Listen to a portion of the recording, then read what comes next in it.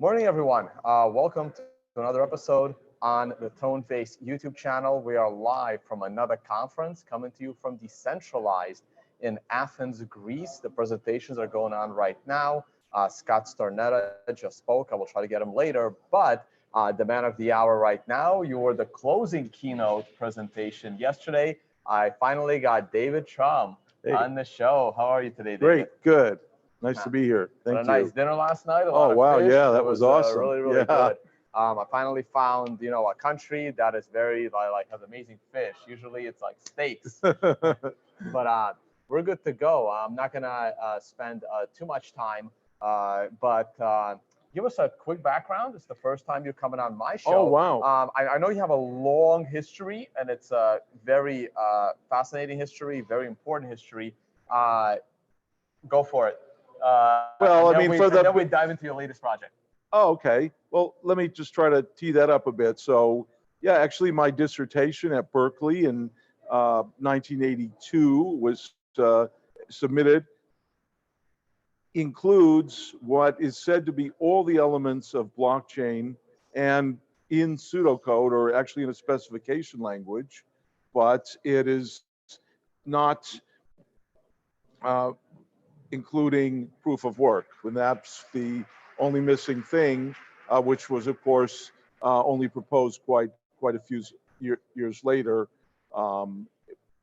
So it's you can find the link to there's an article that explains that dissertation, and the whole thing has a really nice taxonomy of different kinds of blockchains, like permission, unpermission, all that kind of stuff. Is that article in Wikipedia by any chance? It's referenced from Wikipedia, but it is behind a paywall. It's by Sherman et al. Okay, so what do I search inside Wikipedia for it so I can show my viewers? Sherman, maybe?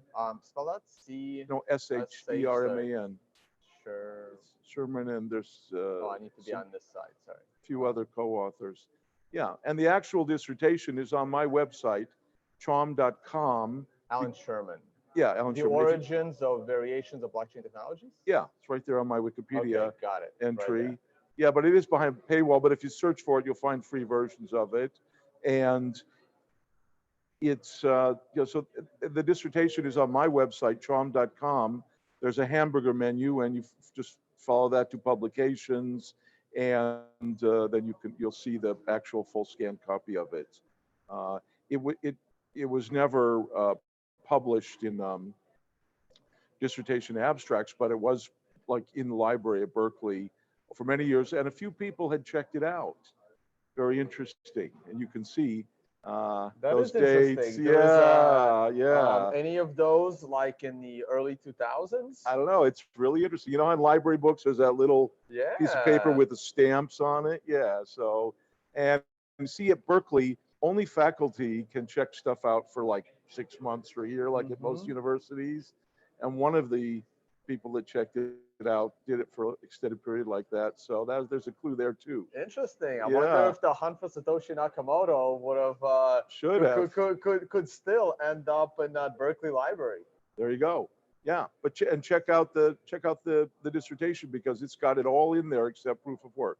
So and then in another thing on my website, chom.com, you can see the eCash Museum. Yes, the next thing I was going to ask about. There's a lot of the people history don't of know eCash. about that. Yeah, so I proposed it in '82 when at the conference that I organized, even though the NSA said they were going to put people in jail for having conferences on cryptography, I organized the conference, which is the main conference now.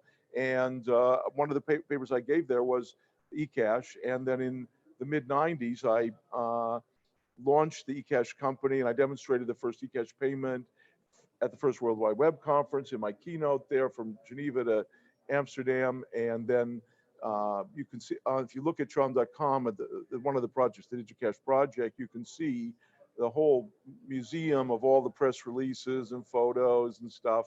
And I've got a lot of other physical memorabilia from those days, which is not yet up in the museum, but most of the digital stuff is. So tell us more about eCash. Yeah, so thanks. So how did it come about, and what was your goal for it?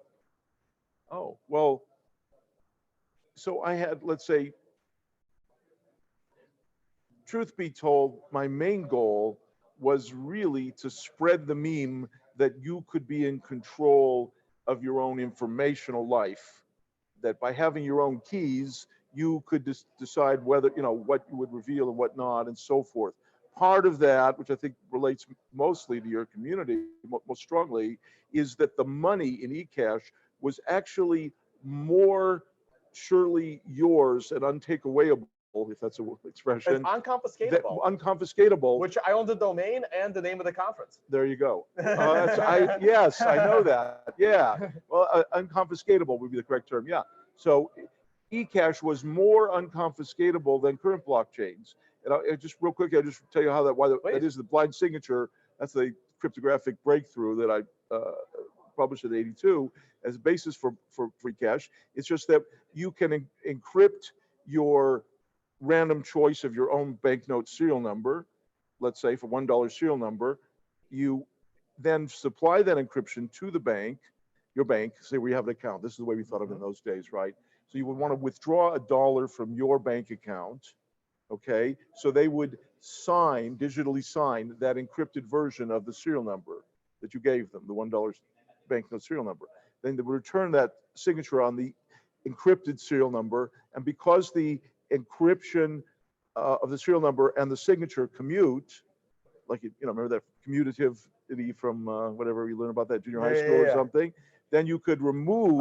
Maybe not in America, it's way later, but yes. Well, okay, don't rub it in, don't rub it in. So, but, okay, but anyways, then what you get is the bank's worth $1 signature on the random serial number that you chose, but the bank never has any idea what serial number you chose. So there's no way they can cancel that number. And so when you show up or someone else shows up with that signed serial number and the bank doesn't have it already on the list, and there's actually a protocol, so the bank couldn't cheat you and say, oh, we've already seen that one before. You have, you just give like a hash of part of it, and then they say, okay, yeah, and so then you show it. So not only did it protect your privacy, because they don't know what account that thing was signed from, right? They don't know where it came from, but they also can't stop you from spending it. So when you have the money, you really have it. There's no way people could get together and say, oh, we didn't like that transaction, we're canceling that wallet those ID. are two separate elements. So in my presentation, I'm going to talk about like the importance of the Bitcoin blockchain and the unconfiscatability and the censorship-resistant value transfer. Those are the top two properties. Is that just, are you talking your own book because you own that domain name? No, in general, the two properties. You own the domain name because you realized that was the top property. Exactly. Well, that was the property that got me into Bitcoin. Really, unconfiscatability. The Cyprus banking confiscation, when they when they confiscated 50% of people's money. Yeah. I heard about Bitcoin back in late 2010, early 2011 with WikiLeaks and Silk Road wasn't really in my that use case didn't really come through to me, but the WikiLeaks use case came through, wasn't enough for me to buy it. But the unconfiscatability property of Cyprus, and then the Greek banking shutdown, which I'm going to talk about since we are in Athens. Yeah. But so those are two key properties. My other question to you, well, there's two questions for eCash. One, how are you going to? So, but to come back to just for a second, I mean, just this. So I think you were going to say that the unconfiscatability and the privacy you can separate those properties. But I think actually technically what was going on with eCash maybe is that the unconfiscatability implied the privacy. Because if you don't, let's flip it around. Yeah. If I know, if there's no privacy and I know that payment is coming from you, then I can always just maybe block it I'm just saying, in principle, if you have the unconfiscatability in the strongest sense, then it implies maybe the privacy. So that's an interesting observation. They're a little bit linked. And yes, if I'm sending that payment to depends on your model. I'm just saying. Right, to a regulated institution, it could be censored from the regulated institution's end, right? Yeah. But even if and this is the thing that you talked about with metadata in your presentation. Oh, that's a whole other thing, yeah. Right. See, there's a difference between collecting metadata and the ability to stop the message. I tend to separate the two. Just because the government can know that I am messaging with you, I can still separate the fact that can they stop that message? There's one thing that, yes, they know and they can go and arrest us for it. Yeah. But their ability to even stop it from me sending it to selectively, you yeah. is another factor. They are usually You know, connected, that's so interesting. but there is a slight disconnect there. Yeah, of course. There's you Yeah. could you could make systems where they're different, but yeah. So you know, that's actually an interesting feature of our messaging that I've never really emphasized or thought about separately. Thank you. Is that when you send a message through our Elixir, which fast forward to our new technology, but I want to come back to eCash for just a second. Yeah, me too. Okay, good. Excuse me. It not only keeps the social graph, the who talks to who, from being revealed, but it also means it can't be selectively blocked. Now we can debate which one is more important, right? Maybe it's better not to be able to send the message if they know that it's being sent, because then you have this sense of security which you really don't, and it could get you in more trouble. but on the other hand, the ability to send it, even if they know you're doing it, is still powerful. Yes. Yeah. Yeah. So that's how in my brain, I'm able to separate the two. Yeah. Yeah. So it's very interesting. Let me tell you a little bit about eCash real briefly, because I don't think, you know, it's widely. See, the disconnect is that many people in the original early work in electronic payments, Bitcoin and so forth, were so familiar with eCash that they didn't mention it, they didn't talk about it, but all the new people missed all that old stuff. So most people today don't really recognize that eCash was pretty big deal. I airdropped 100 cyberbucks to anyone. There was a capped total $1 million worth of cyberbucks. When was this? In 94, 95. Okay. Yeah, the DigiCash company airdropped 100 cyberbucks worth of eCash to cyberbucks eCash, right? The cyberbucks currency, which was a limited total amount of issue. Yeah, I want to talk about that. Okay, well, to anyone who would create a web store that would accept eCash for anything. And so we had a whole bunch of stores that took advantage of this. From you can see it's real interesting. That's up in the eCash Museum at chom.com. You can see all the banners of many of the stores. Anyways, then you can click through to find their actual old home pages, and it's pretty cool. So we had a whole bunch of people that were selling stuff for eCash, and we'd airdropped it. And then some banks wanted to issue it. Among them was Deutsche Bank, maybe now a little bit on the rock spot. And this was back in the 90s. In the 90s, Deutsche Bank was the largest bank in Europe for sure. And they wanted to issue eCash. And so that was Deutschmarks in those days before the euro. And we helped them do it. And with our software, but I can tell you, you know, the version that we made to meet their requirements was the most, you know, industrial strength, auditable, backupable, controllable piece of banking software that you can imagine. So, because they operated it from this bunker underground, and they have very stringent requirements. So it really forced us to get, you know, it wasn't just you know, academic code. It was the real industrial strength version. And then a bunch of other banks issued eCash too. So they issued Deutschmarks. And then we had Mark Twain Bank issued US dollars. We had Australian dollars by Advance Bank in Australia, which was one of the top three there at the time. I think it's now merged in to another bank, and as is Mark Twain. And then like Nomura Securities, Nomura Research. It's a big deal. Nomura is a pretty big bank. Big deal, yeah. I don't know, it's some kind of conglomerate, but in Japan, but they licensed it and they used it internally. So their employees could use it to receive reimbursements for travel and buy swag in the company store and stuff like that. So just to give you a sense of. So these are my questions, right? Oh, sure. It was going to be what controls, like how is the monetary policy, for the lack of a better word, was going to be controlled in eCash, or was eCash going to be the digital structure of the nation's currency? So eCash wasn't going to have its own exchange rate.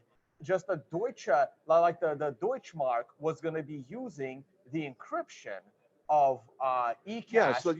There wouldn't be an additional currency to the answer is yes and yes, right? Because the cyberbucks currency was like Bitcoin, we just created it. We said we're only going to make this amount, and this is the way to get it, and that was using the eCash technology, but it was its own currency, and it was not pegged to anything.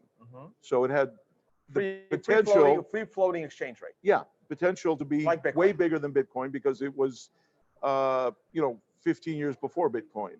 But so we did, we gave it a chance to be the Bitcoin, and we actually had a bunch of places you could buy stuff online, click and buy stuff with it.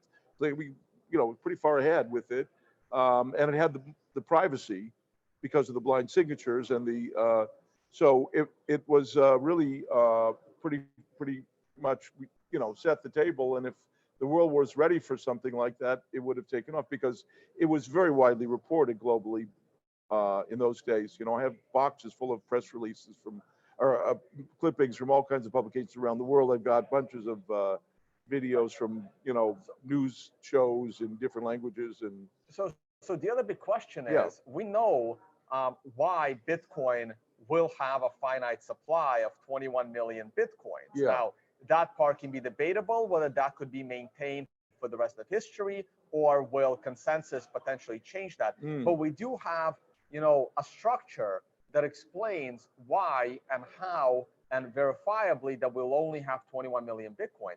But in your case, when you originally created eCash, what was the mechanism that would control, like how does the world have confidence that David Schwab is not going to create another billion? You have the beard, like,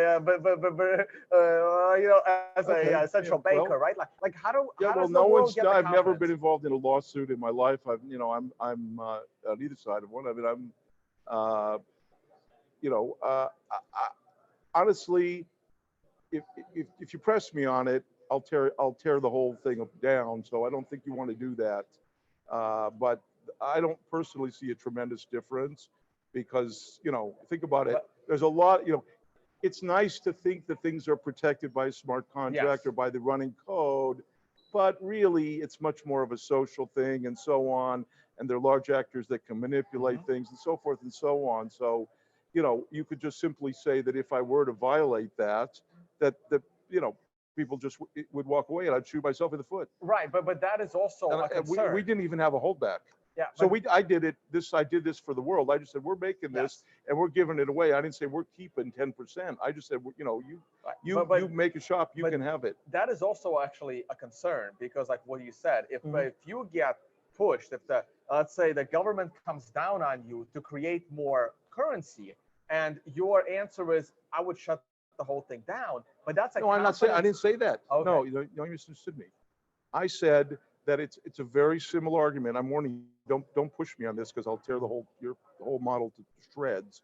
But the point is, and it won't help any of us, but the point is that if it wasn't just me, if our company were to violate its promise to cap the amount of it that we were willing to issue, then I think people would lose confidence in it. Oh, correct. And so they would stop using it. That is my point. Right. But I'm going to emphasize another point, which I made, which is that, I did not keep any founders' tokens, right? We weren't holding back eCash. So we weren't doing cyberbucks to make money. So there was no incentive for me to increase the amount. I did the cyberbucks thing for free for the world to promulgate the meme that you could control your own privacy by controlling your own keys. So it was a completely open, continual promise of doing airdrops scheme. There was no intention of making money off it by me. So it was for the community of people, and there was a lot of interest in it.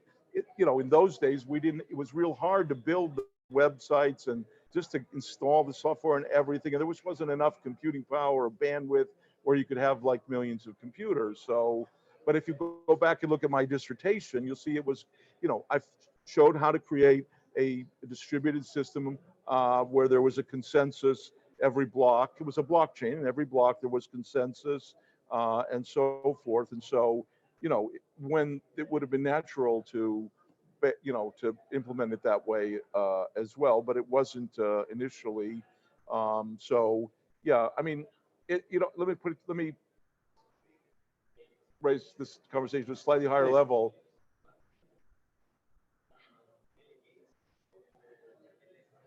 If I hadn't done the first cryptography conference when the NSA said they were going to put people in jail for doing conferences, we wouldn't be here talking about this because cryptography would have been born classified. That's what Yeah. they were saying. Okay, that I was in think 82. eventually it would have broken But through. maybe, but I'm just saying we wouldn't be Technology sitting loves here. to Yeah, break through. yeah, but yeah, well, Things would have been born different. classified. The I timeline don't would have think been you very can buy different. special nuclear materials in the United States today, or if you try to file a patent on how to make a thermonuclear weapon, I don't think you're going to find that they're going to allow you to publish it. It's born classified, still I hope not. there, still there. That was the regime, but they tried to enforce that on cryptography in those days. So because of my action to go up against that and just say, okay, I'm having a cryptography conference and it's sponsored by an international organization, then that set cryptography free. Look at my website and read about the IACR and follow the links to the founding of it. You'll see it was published in Science Magazine that the director of the NSA said, you guys, you have conferences on cryptography, we're going to put you in jail. No, thank you very much Okay, that's for the first challenging thing. the system. Yeah, Yes. and second thing was I created electronic money and the idea that a number could be worth money, and the idea of an airdrop and the idea of a double spending list and the idea of all those things. And many of the people who are among the digerati that are involved in the early days of all this, the Bitcoin and so on. I mean, they were all, they say they were inspired by my work. I mean, it was I created the whole concept for it, and then we demonstrated it. And I did this without commercial interest, the Cyberbucks thing, that's for sure. But then when we had a company, we had 40 developers in-house in Amsterdam before we moved to the U.S. So I believe we we had bills to pay, and so when banks and stuff wanted to issue it, we work with them. We help them.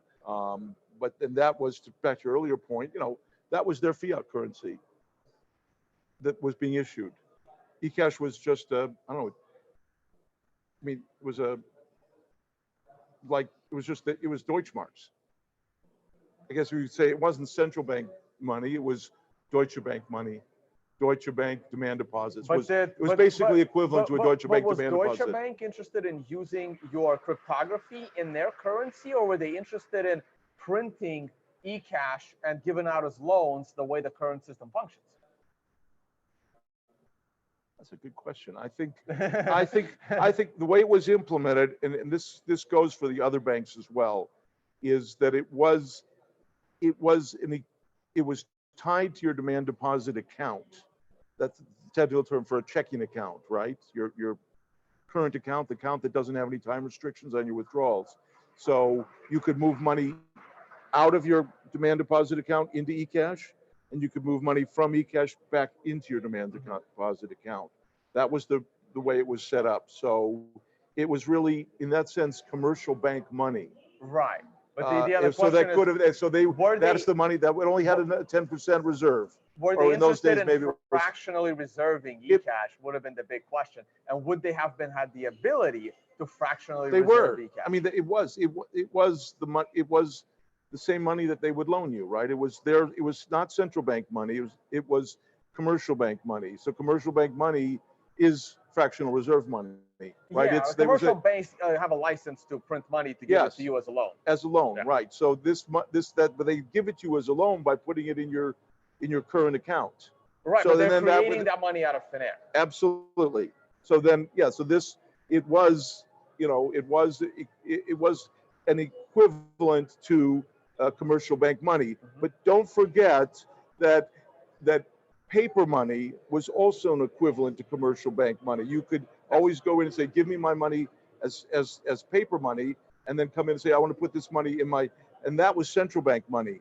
So, and that was not fractional reserve money. So the way it was used really didn't, I think I called it eCash. So you might say, no, it wasn't fractional reserve money. It was central bank money. It was supposed to be like cash. And okay, so let's move on to your current project. That's an interesting question. Yeah. Let's move on to your current project. Oh yeah, But but hopefully I'll get a chance to talk to you about it as well. I'm actually not a fan of airdrops when it comes to something of like things like money. But maybe we can talk about that while you talk about your current project. I was just trying to get the meme out. You know, this is just trying to help the world, because I think, you know, it's important what the public wants. That's what really causes big changes. You know, you can do a lot of stuff in a small community and get away with it if the big guys don't really care. But if you want to change the bigger picture, you need a lot of people to sort of back you. And that's why I was trying to get the idea out to the general public, really, that they could protect their own privacy using cryptography. All right, so let's talk about your latest project. Sure. Okay, you have Alexa and Praxis. So it's just explain to our viewers, and there's a couple of articles that I will reference and put into the video description, one from the block and one from CoinDesk. So you have the Elixir blockchain, and you're building a cryptocurrency Praxis. Right. So, you know, it's a little more interesting than that. I think the part that might be most interest to your viewers is that I have committed to, well, making our best efforts to release a white paper on our new consensus algorithm and currency before the end of this year. Okay. And the thing about that new consensus algorithm and the currency is that it is fully quantum resistant. So that's something that current blockchains are not. So I'm not an expert at quantum resistance. I don't have huge fear of quantum computers. Maybe I should. I think so. But what? How is that claim verified that your project is quantum resistant? Oh, that's pretty easily seen. You know, most cryptography that we use in blockchain today is based on public key cryptography. And so one of the early results, it was a scientific result, was presented at the conference that I founded, right? That is not the first instance of it, but that you can use a quantum computer to basically break public key cryptography. And it's because of the structure in it that special attacks work. And what we're using, the cryptographic primitive that we use in Praxis, is the weakest possible assumption. In other words, it's the strongest possible cryptography. It doesn't have any structure. It requires no structure in the algorithm. So you're essentially saying that if people can invert random functions, then they can break it. Otherwise, they can't, and that's about as good as you can do. So we've taken it all the way. That's the kind of codes that governments use. They don't, you know, you think the NSA uses elliptic curves to protect command and control systems for nuclear weapons? Think again. You know, it's government secrets and government security stuff is based on time-honored, type of cryptography, which we're using. So that's great. You know, it's a little odd that they ask you to use something that they don't really use themselves, and then they set the standards, and then it turns out they're cooking the books, right? Recently, it was revealed that they built a trapdoor into one of the elliptic curve standards that was set, right? You know about that. The NSA random numbers generator, it was public. So why would you think there aren't trapdoors in the other curves or all curves? If you look at computing and the history of computing and cryptanalysis, one thing is it's very, very obvious. Governments spend way more money and have much more like super dedicated people and will do the craziest things to get ahead. The money so they can spend a lot of it. No, I'm not. Yeah, that's right. But they want to keep it on. So that's why they want to break codes. And the thing about the breaking codes is that they never tip their hat that they can break a code, right? Because that destroys all the value they have in that attack. So like during the Second World War, the US could break the German submarine codes, but they never saved those passenger ships when it would cause them to have to reveal the fact that they've broken the codes. Yes. So similarly, today, there's a battle on for domination of global currencies, obviously between the East and West, it's become the major weapon of choice globally, money and access to the payment systems, as you know. And so the domination of global currencies is the highest priority to the major nation states. So it would be extraordinarily naive to think that they wouldn't be willing to spend some cryptanalytic research to be able to take that shit down if they don't like it, and to be able to break all the other codes in the world. So if you think they don't have it, then I don't know what you're smoking. So you believe Bitcoin's blockchain is in jeopardy? I'm not, look, wouldn't want to say that, but I'm just like, think about it. Go do a little, look at, you can find online pictures of some computers that the NSA made 30 years ago. If you extrapolate that to today, you know, what Google said they did, you know, don't be fooled by what I've said this before, but you know, Google have never made any money by any of their other innovations besides spying on you and selling the ads. But they do all these high profile, funny things to try to create the mystique they are really a technology company. That's smokescreen for the fact that they're spying on you and stealing all your data and maybe distorting, you know, our freedoms, right? So and our ability to access information. So if you think that they, you know, their 54-bit break or whatever was, you know, state of the art or something, you know, that is you're really fooled. I mean, the U.S. government and the Chinese government have both publicly said they're going to spend 10 billion plus on public research in quantum, but God knows what the, you know, where they are on it. And the NSA 4 years ago famously said, "Oh, hey, like we're going to have to get you public guys off of quantum breakable stuff." That's already 4 years ago. So if they're saying that, you know, they're not the kind of people that will warn you, you know, say, well, you know, too far. I mean, so you know, it would be imprudent to assume that some government actor, there's no government actor that has the ability to build a quantum computer that can take down Bitcoin. I would say that's a scientific thing. Now, I don't want to be, don't blame me, you know, don't shoot the messenger here. I'm sharing with you. Look, I've been involved in cryptanalysis for decades. I broke a bunch of codes. I looked at a bunch of stuff. In a white hat fashion, I did it for, you know, the good guys. But, you know, one of the codes I broke was the Swift coder. It was made by a company called Greytog. I broke it up one side and down the other on a single flip chart. And they had to pay me to fix it. And, you know, that was protecting all the money in the world in those days, the Swift code or the blue box. But that same technology was also used in military systems. So, I mean, I've been involved with that. And the way I broke it was with what's called differential cryptanalysis. But I broke it before differential cryptanalysis was invented by Adi Shamir and published by Eli Behem and Adi Shamir. So I was way ahead of, you know, this guy. I mean, don't forget, I also broke the first 8 rounds of DES way before anyone else did. So I know about cryptanalysis. I know about military coding. I know about commercial stuff. I know about these government guys who've known them forever because they came to my cryptography conference. You know, they all turned green when I said, "Hey, you guys think you can stop us? You're now all members of our International Association for Cryptologic Research." And these guys who showed up at the conference without giving their affiliation, but all mysteriously lived in Laurel, Maryland, you know, they sit in the front row. It just freaked them out because now it was over. Cryptography was out of the bag, right? We now have, you know, every year 3 conferences and major conferences and a bunch of workshops. They're sponsored by the association that I formed and announced right there, secretly formed without using any telecommunications because I knew they might be listening, and just announced there, and that was it. It was over. I want to get back to your project. Okay, back to my project. So what do you think about proof of work that Satoshi invented?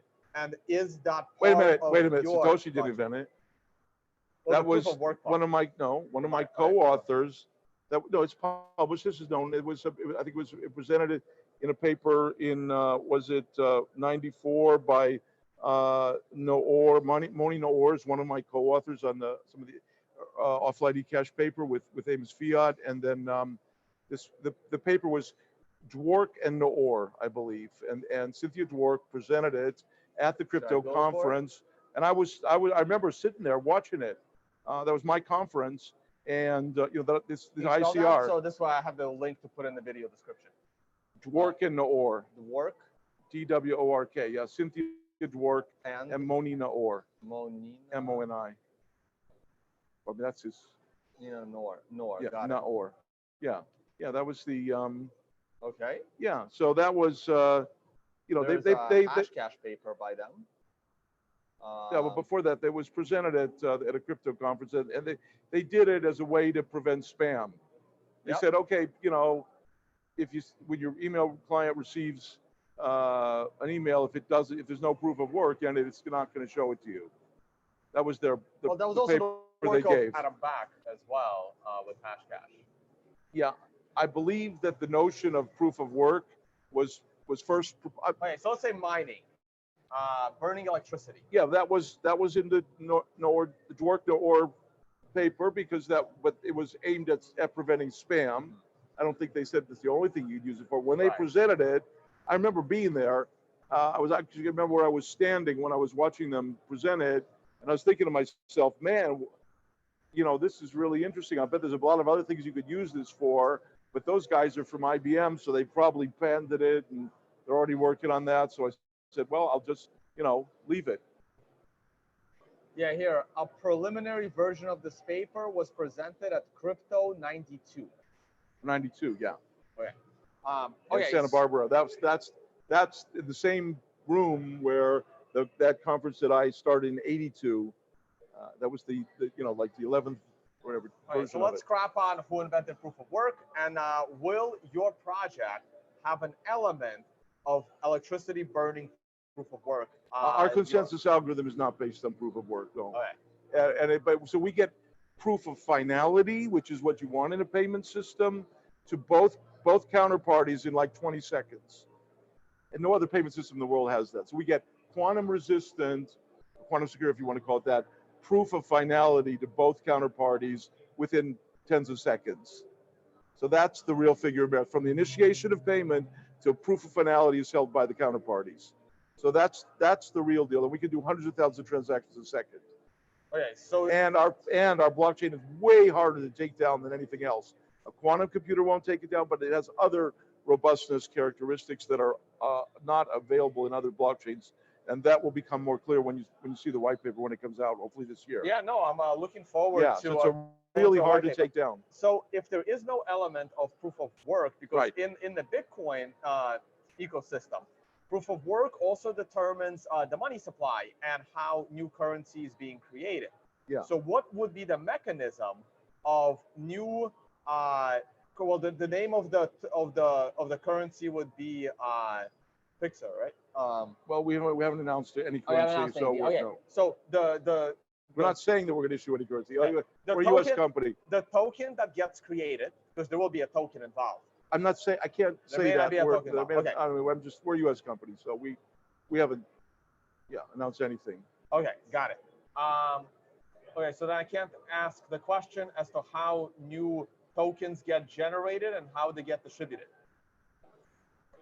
I guess you can't. Okay. But our consensus is really, really fast and strong, and we do have a way to do like payments that's so much better than other stuff. So as a U.S. company, are you open to the idea that the traditional banking system would be initiating and creating this this product, but it will be secure, immutable, uncensorable, unconfiscatable, which I think the actual money system should have always been. Maybe there would have been no Bitcoin.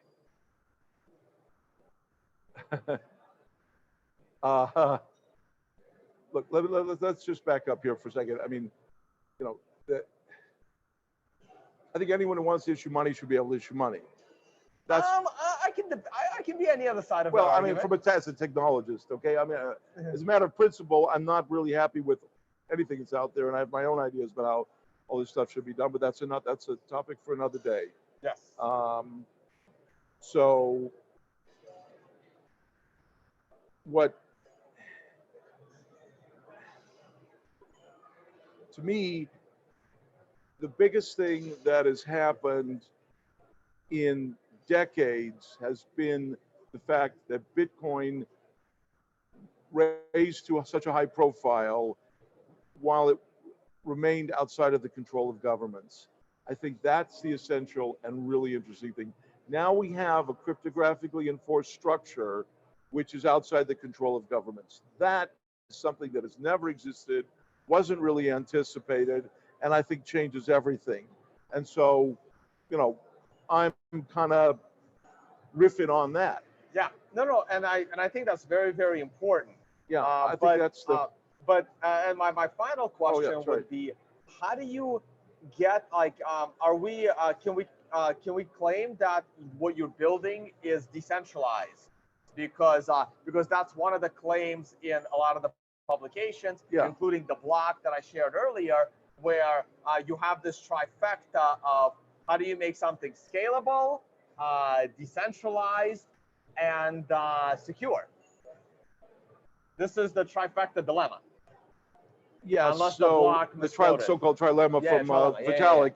But yeah, so when you read our white paper, you could ask yourself, who was right, me or Vitalik, or what about, you know? Oh, I think Vitalik was always wrong. That's been my that's been the assertion of this YouTube channel since Oh, really? It started. Wow, Yes. yeah, okay. So yeah, but I think that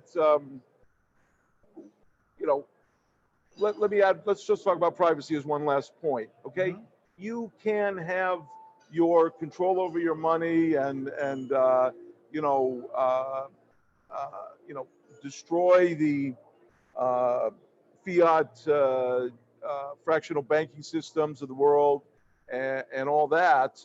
But if you lose your freedom because your privacy has been invaded and society has been manipulated so that nation states can start to become much more authoritarian and repressive, and the ones that are already authoritarian can become more and more repressive, then you lose your global freedom. So I would submit to you that the metadata privacy problem that's the real focus of our company. Mhm. We're using the fact that these mechanisms are outside the control of government to solve the metadata problem. So I think the only way to solve it, we shred metadata in real time before it's even created.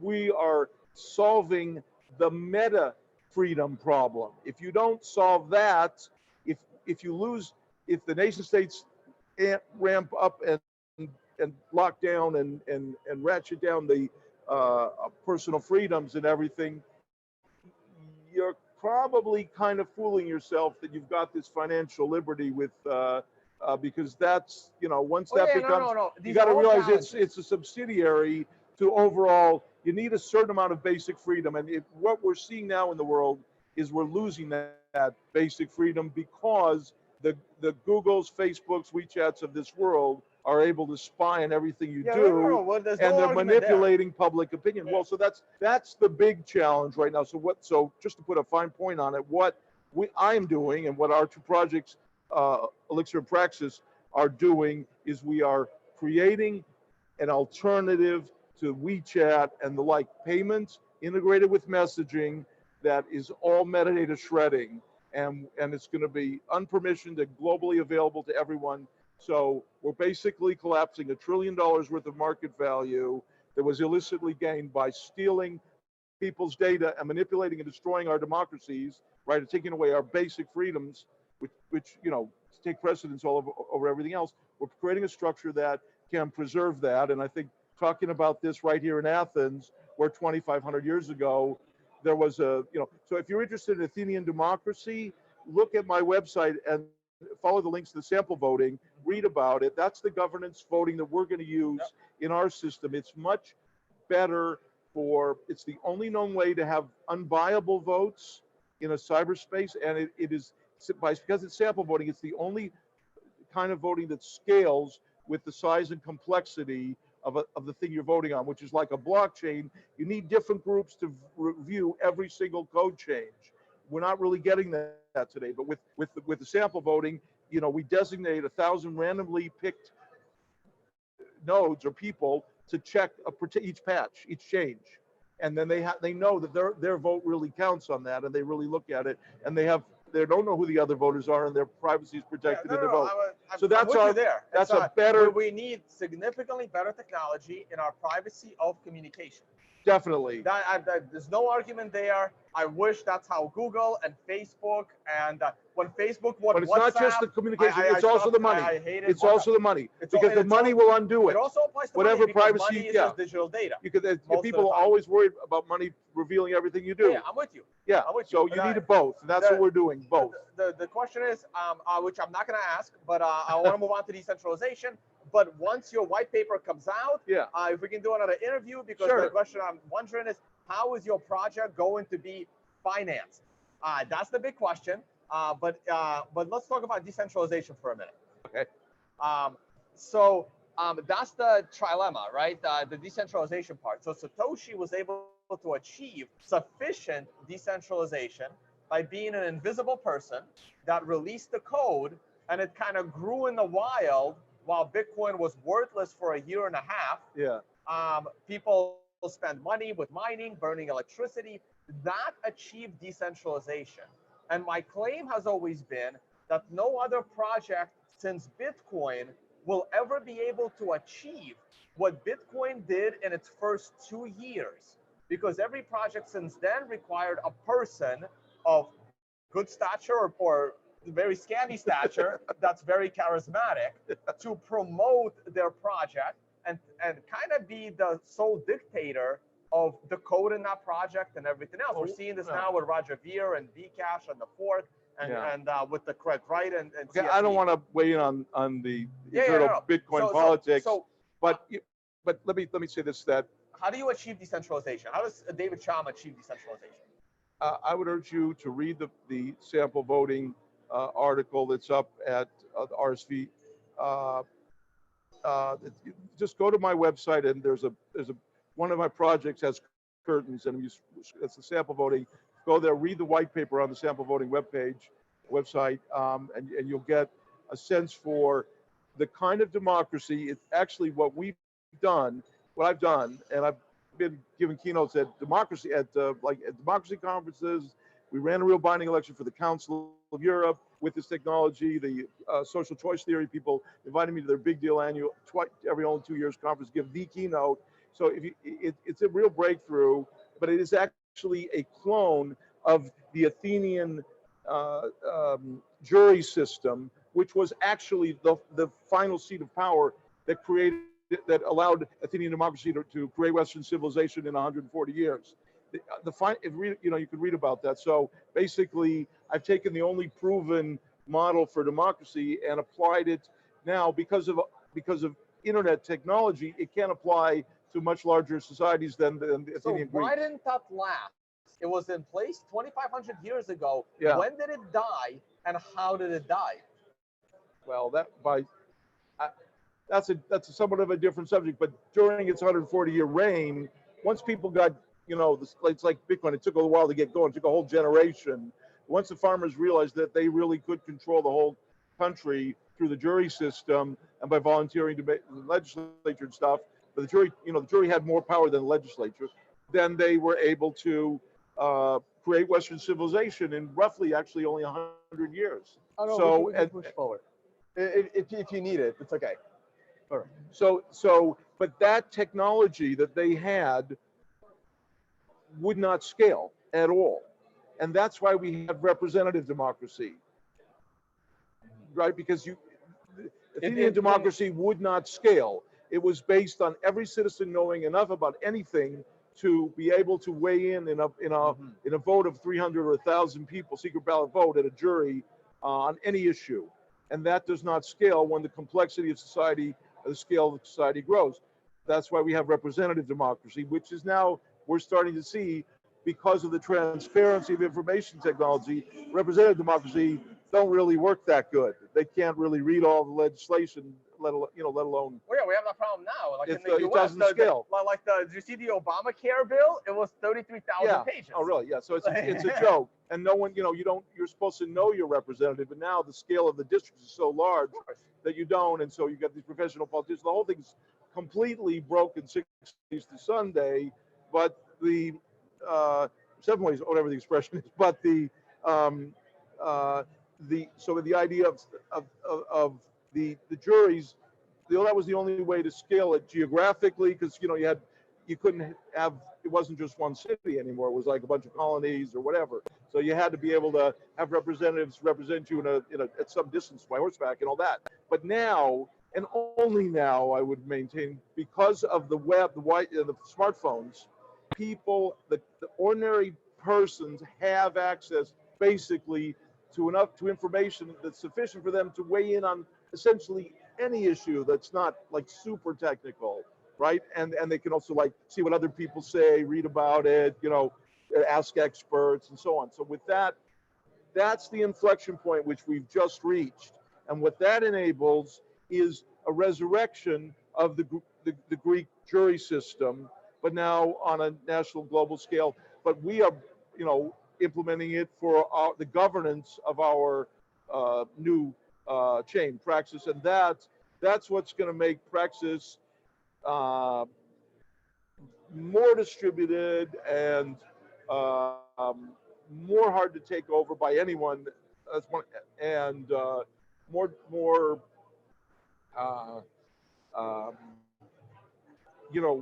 democratic than any system. Because we're not saying if you have a lot of money you can manipulate it. We're not saying if you have, because we don't want that. We're not saying you can get a bunch of people just to come in and try to civil attack it. You can do no. We're making it so it's robust against that. So it's really controlled on a sort of one person, one vote. But the sample voting means that everyone doesn't have to vote on everything, because that's what dilutes the value of your vote to being useless when there's a lot of complexity and a lot of issues.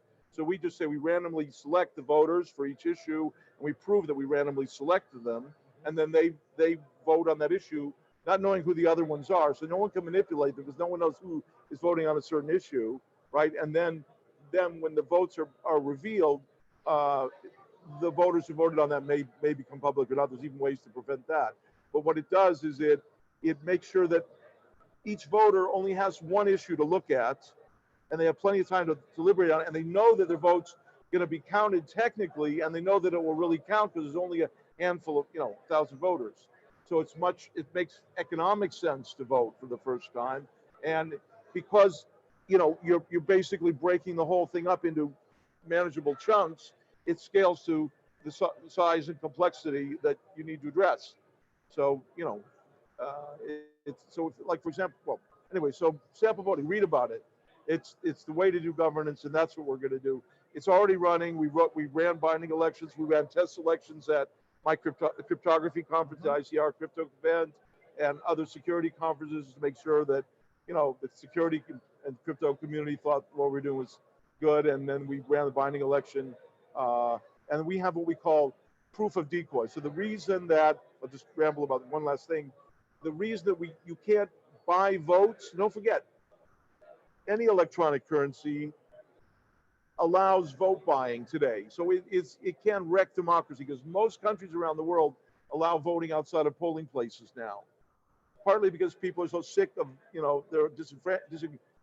also hard to get people out of the house with their fancy electronic people don't devices. care about his democracy as much as they used to, and they're not, so polling place voting is not the norm. It's not required in most countries now. The least they can do is give you a holiday on that day, so it's a day off, for God's sake. Yeah, but the mechanism is so blunt, because everyone's supposed to vote on everything. So you really, and it doesn't make economic sense to participate because there's so many voters. So the quality of what you get is very, very poor. Look at governments today. I mean, they're easily manipulated. So with sample voting, it's quite different. But let me just talk about the vote buying thing real briefly.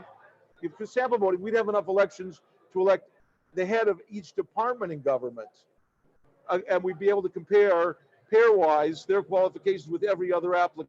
So you'd have merit-based people running each function in government. If you don't believe in centralization, I think you like the fact that when you flush the toilet, the shit disappears, right? You need that's the ancient Greeks realized it too. They needed like centralized guys who would do the military design of ships, and so forth. You can't, there are places where centralization to some extent is really beneficial to everyone, but you need the public control over it. So why can't the sample, what is proof of decoy? How do we prevent vote buying? Voting out of the, when you can vote outside of a polling place, you can use your phone to make a selfie of you voting and sell your vote for a currency online.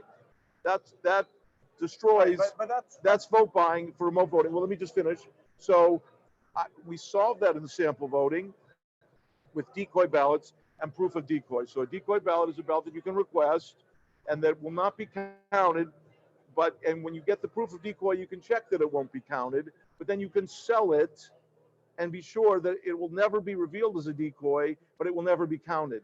So you can safely sell it to the opposite side of the question and basically waste all their money and drive the price for bought votes basically down to the point where real voters won't be willing to sell them. So we have in sample voting a way to allow remote voting, and remote voting is what's needed for governance of any blockchain because we're not going to have booths. So our Praxis and Elixir systems will exhibit and demonstrate this far superior way to do governance that's scalable and that is not manipulatable. Right. So everything you described, like, let me just clear up some confusion because I got a little confused. So your explanation right now of voting, Yeah. you're not actually tackling the global voting system. You're just using that as an analogy to describe how the consensus within your blockchain is going to work, which could also potentially apply to solving the global voting system. But that's Yes. not what you're tackling. Well, your explanation, if it goes hand in hand, yeah, you're if right. it goes there, right? Yeah, if it goes there. Your project is not to tackle global voting. No, but we are demonstrating it. Right. You're using the concept of global voting for consensus within your blockchain to help remove this metadata collection. That is the main goal. Like, I think you mean. I'm I a think little what you said. confused No, I on- thought. Oh, maybe if you just say global state example. Yes, you're absolutely right. We use. So I'm just saying that I invented sample voting, and it also has decoy ballots and proof of decoy that stops vote buying, which is a problem globally because of electronic currency, and it would also be a problem for our consensus mechanism. So our consensus mechanism, that's sort of putting my money where my mouth is, right? We are going to use sample voting, and so that will allow us to prevent people from buying votes because of the decoys and the proof of decoy, and we will set a good example. And if people want to use it for governments, or even if governments, you can also use it without government approval. That's an interesting thing about sample voting, because the cost is thousands of times less than running a non-sample election. So we allow anyone who really wants to have an election to have it without requiring help from government, because you don't need booths and it's much cheaper. So it's a very democratizing thing, but it's perfect for blockchain governance, and that's why our blockchain, when it goes mainnet, will be much more democratically controlled than any current blockchain, in my opinion. Got it. Okay, we'll wait for the white paper, and Yeah. then we will hopefully I can get you back on to talk about the details Absolutely. of the white paper. I will make sure I read it. Quick word. Any Yeah. thoughts you want to give on Ethereum? What's your opinion of the project? If you can say no comment. Most people do. They don't want to backlash from the Ethereum community. I have a problem with Ripple. I've been against that nonsense from the beginning. Look, I'm a fan of the whole community. I think what everyone in the difference between our community and the rest of the world is we're doing stuff because we believe in the ethos and we're trying to make the world a better place. And that's a fantastic thing to be involved in. So I think everyone needs to, appreciate everyone else. There's a lot of infighting. It's because people care a lot about it. But the real thing is we're all, we're doing something that's outside the control of governments, and we're changing the world in a very fundamental way related to information technology and money, and these are turning out to be some of the most critical things in the world going forward. So, one more thing. What about Zcash? What do you think of its privacy and its security and the way that project started and is currently trending? Well, I'm supposed to now call him Zuko, who used to work for me. Yes, that's why I asked. He's a dear friend of mine, and the truth is, he worked for me at DigiCash. You can see that in the DigiCash Museum. And there's also, if you go to the Elixir homepage, there's a 10-minute video, which I'd love you to watch, and you'll see Zuko in there if you look. I'm actually walk up and talk to him, and that was BBC footage. But so I let Zuko try to find a better kind of payment thing while he was essentially allegedly working for me. So he was just free to do research. That's my recollection of his employment there. And I supported him. And it was a little bit irritating for me because he would always say, I'm going to try to find a better way than what you do. And, and I was like, well, sure, go ahead and let me help you. And so I'll tell you a funny story. One Zuko called me up and said, I really want to go to the crypto conference, but I don't have enough money to go. When was this? I don't know. And so I said, like okay, man. 2013, 14-ish? Whenever it was. I bought him a ticket and got him in and everything. And, he's a friend of the family. I love the guy. And he's a lovable guy. Everyone knows that. And he's a very nice guy. Lovable, I would say. Yeah, he is. And wonderful guy. So, what can I say? He's, right now he's done a lot of the heavy lifting to make people think that a privacy protected blockchain payment is probably a good thing, and that's fantastic for me. So yeah, I love it all, and I've seen some of his attended some of his public presentations, and thought he did a fantastic job of communicating these ideas to the public. So I'm a fan. All right, I will let you go on my final question, which is more personal in nature. So who does David Chaum look up to professionally that are currently alive today? So who are like who do you look up to? Like, is it Snowden? Is it like these people, Julian Assange? Like who are you looking up to in this realm of the cryptography, privacy, cryptocurrency space? Well, I think the heroes in the, serving the public interest have, I think what. I don't ask easy questions. I think you're learning. Yeah, I don't want to. There are people in the blockchain space that have really pushed things forward and are somewhat of a pure play, and I'm a big fan of them. I think this is the real movement that's really making the difference. And of course, those people that have endangered themselves to, set cryptography free and to make the public be aware of the significance of it, I'm a big fan of theirs too. But every person, changes over their career. College students are, generally very idealistic, and then they're married with kids, and they become investment bankers or whatever, lawyers, and look at we've recently seen. So it's not. I would say the cult of personality is one of the biggest problems that society has today. This is no way to run a world by. Every time we elect someone, it turns out they're a totally different animal than we thought. And that's more true here in Greece. I don't know if you know about so it's people are really suffering from. So what you got to get out of this, just focus on the big names and the personalities and all that. And no one is I think my career speaks for itself. I've never, like I said, I've never been involved in any lawsuits. I've always been pushing this agenda. And and I appreciate others that are similarly a pure play, but the real focus should be on trying to find mechanisms that are secure enough that we can all be 101% sure that they're not being manipulated by anyone, that we can use to organize and govern society to make the world what it could be, because it isn't now what it could be. And we are at a pretty critical juncture, like losing democracy and destroying the planet and selling out the future of the kids and all this. This is, so this is not the time to look for heroes. It's the time to look for mechanisms that are secure against manipulation by small groups. Good answer. And that's our ethos. That's why we're all working on this. All right, and closing thoughts, floor is yours, and I'll let you go to sightseeing in Greece. I know you have to. You said it's your first time here.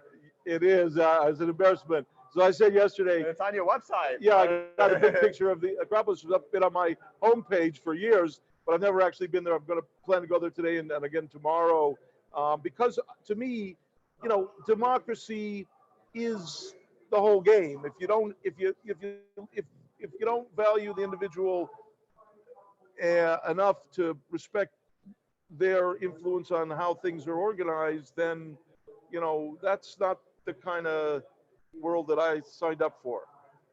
All right, excellent. Pleasure. David, Hey.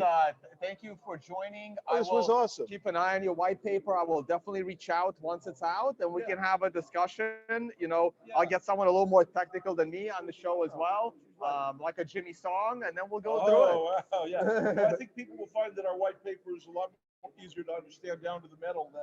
I understood the Satoshi web. I have a degree in financial engineering. I'm not that much of an idiot when it comes to the tech stuff. And I worked on Wall Street with the quant team building risk models. Oh, wow. So I have a little bit. I just hate programming. I'm not very good at it. This is a lot more fun. Yeah, no, this is fantastic. This is great, and really great to have a chance to talk to you. And I loved your questions, and I think we really accomplished some good stuff here. So thank you again. Thank you so much, and I'll be in touch. Okay, look forward to it. Thank you. Pleasure. Hey guys, that was a really good interview. I enjoyed it. I'll throw in some of my thoughts later on. I see Adam back and I see Scott Stanetta. So how am I going to get them over here? This is really, really great. Hold on 1 second. I'm going to go catch them. Hey, hey, why don't you take over? Yep, I hate dead air. Okay. So right now, I'm gonna go set up. I'm gonna go grab Mr. Dr. Scott Stanetta. Are you live? I am live, and Mr. Adam back. But while I'm doing that, I'm gonna give my microphone to Paul, and I can't pronounce Greek last name. And he's gonna tell you about his book, The Crypto Factor. Awesome. Thank you. Go for it while I set up some interviews. Oh, okay. Oh, and there it is. Anna. Hi, Anna. That's my beautiful girlfriend, Anna. Oh, excellent. Would you like to be on a live stream? Okay, so what do we have here? Hey, how you doing? Welcome to Tone Vase's channel. I'm Paul, and I just wanted to say hi. I'm gonna, help. So there's no dead air, as Tone says. We are decentralized together. We are having a blast. We're having a great time. And oh, the camera's over there, and I'm looking down here. Great. So now I can look at you guys. So anyway, we're talking decentralized, and Tone's got so much going on. So let me just pun my book, because that's what he told me to do. This is the Crypto Factor, and this actually interviews 15 of the most successful pioneers and successful people in blockchain, in crypto. Tone is actually in it. It's forwarded by Joe Com, Antonopoulos is in it, John McAfee is in it, Roger Ver is in it. And yeah, so you guys can check that out if you want. But let me just check out the chat right here. What do you guys think? How is your day? What are you drinking today? Tell me something. I don't see anyone on the chat though. Is the chat on? The chat's on. Oh, there you go. He's like, hey, Paul. Damn, I missed the net. I thought he was going to get a glass of water, so I wasn't in a rush, but he was actually going to the elevator.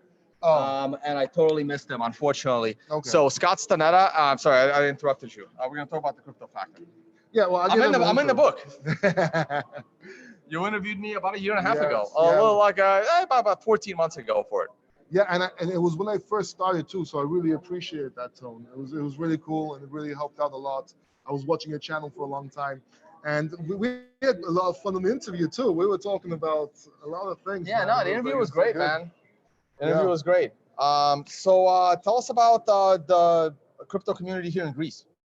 Okay, so like all things, Greece is a bit late to the game, but the truth is, we do have very passionate people here. I mean, Antonopoulos is from here as well, yeah, and it's growing. We just need some help. I know the couch is like no. we just need new couches.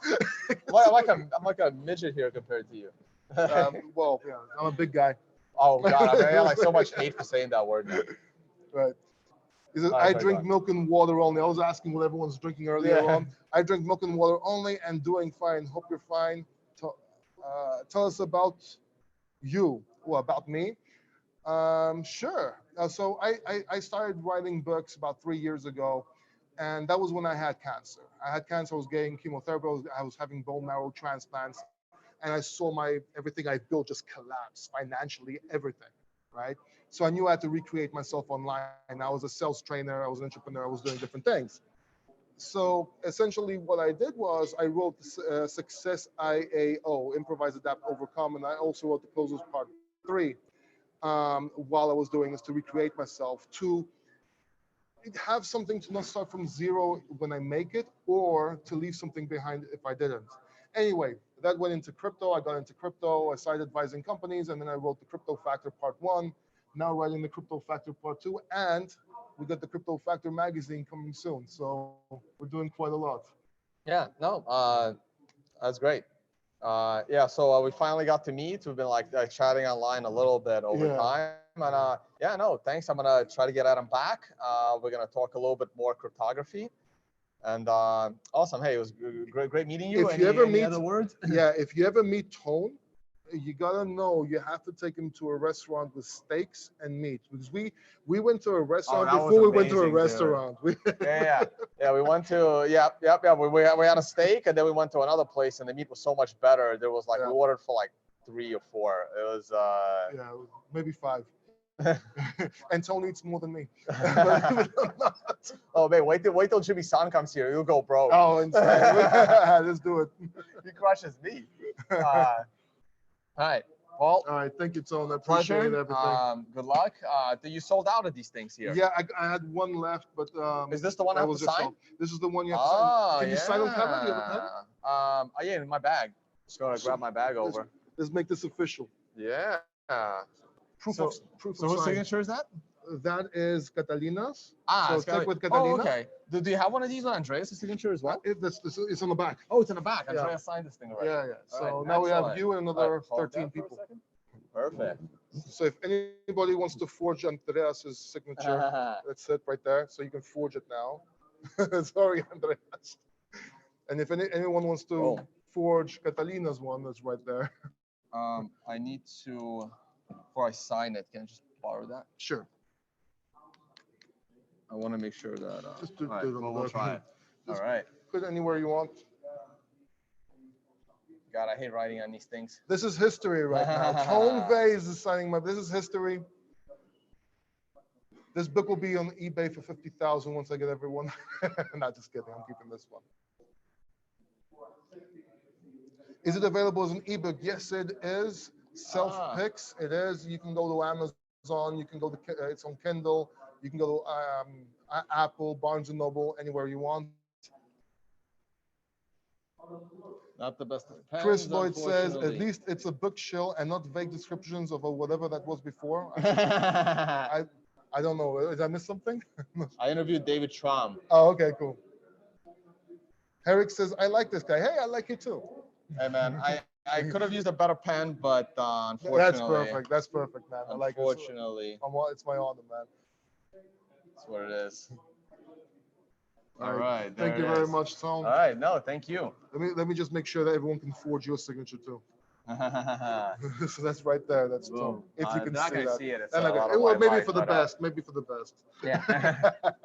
All right. Thank you so much. Thanks, man. I'm gonna take this off here. Awesome. Have fun. Thanks, man. All right. Let me grab. I really wanted to bring you guys Scott Stanetta. I've interviewed Scott Stanetta before. If you find that interview, that would have taken place in around June or July, when I was over at the Bitcoin Magazine conference in San Francisco. If I see him walk by, I'll try and get him again. Just so you guys know why I like interviewing Scott Stanetta, is that he is referenced right here above Adam Back. So that is Scott Stanetta. And these are his references in the Bitcoin white paper, Adam Back as well. And actually this one at number 2, his name isn't here, but he was also, that is also part of his work. He was also one of the guys. So technically, he is involved in 4 of the 8 references in the Satoshi white paper, and he did a presentation about the project he's working on. Apparently, he also built a blockchain, which I really wanted to, question the way I just did with David Schwam. Obviously, we have to wait for the white paper on that. All right, let me see if I can get Adam back, and we'll get an update on Liquid and some other things.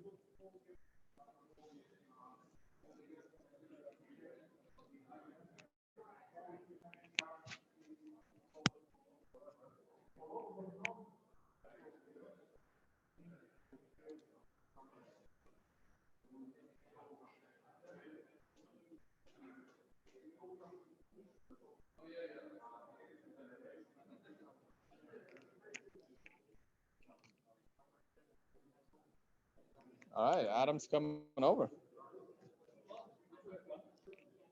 Sorry, guys. Adam, always a pleasure. Let me mic you up, and let's have a little update. When was the last time we did this? Not that long ago, I believe. We're running into each other quite often on the speaker circuit. I don't know how you're able to do it. I'm getting slowly burned out with all this travel, but you seem to be doing well.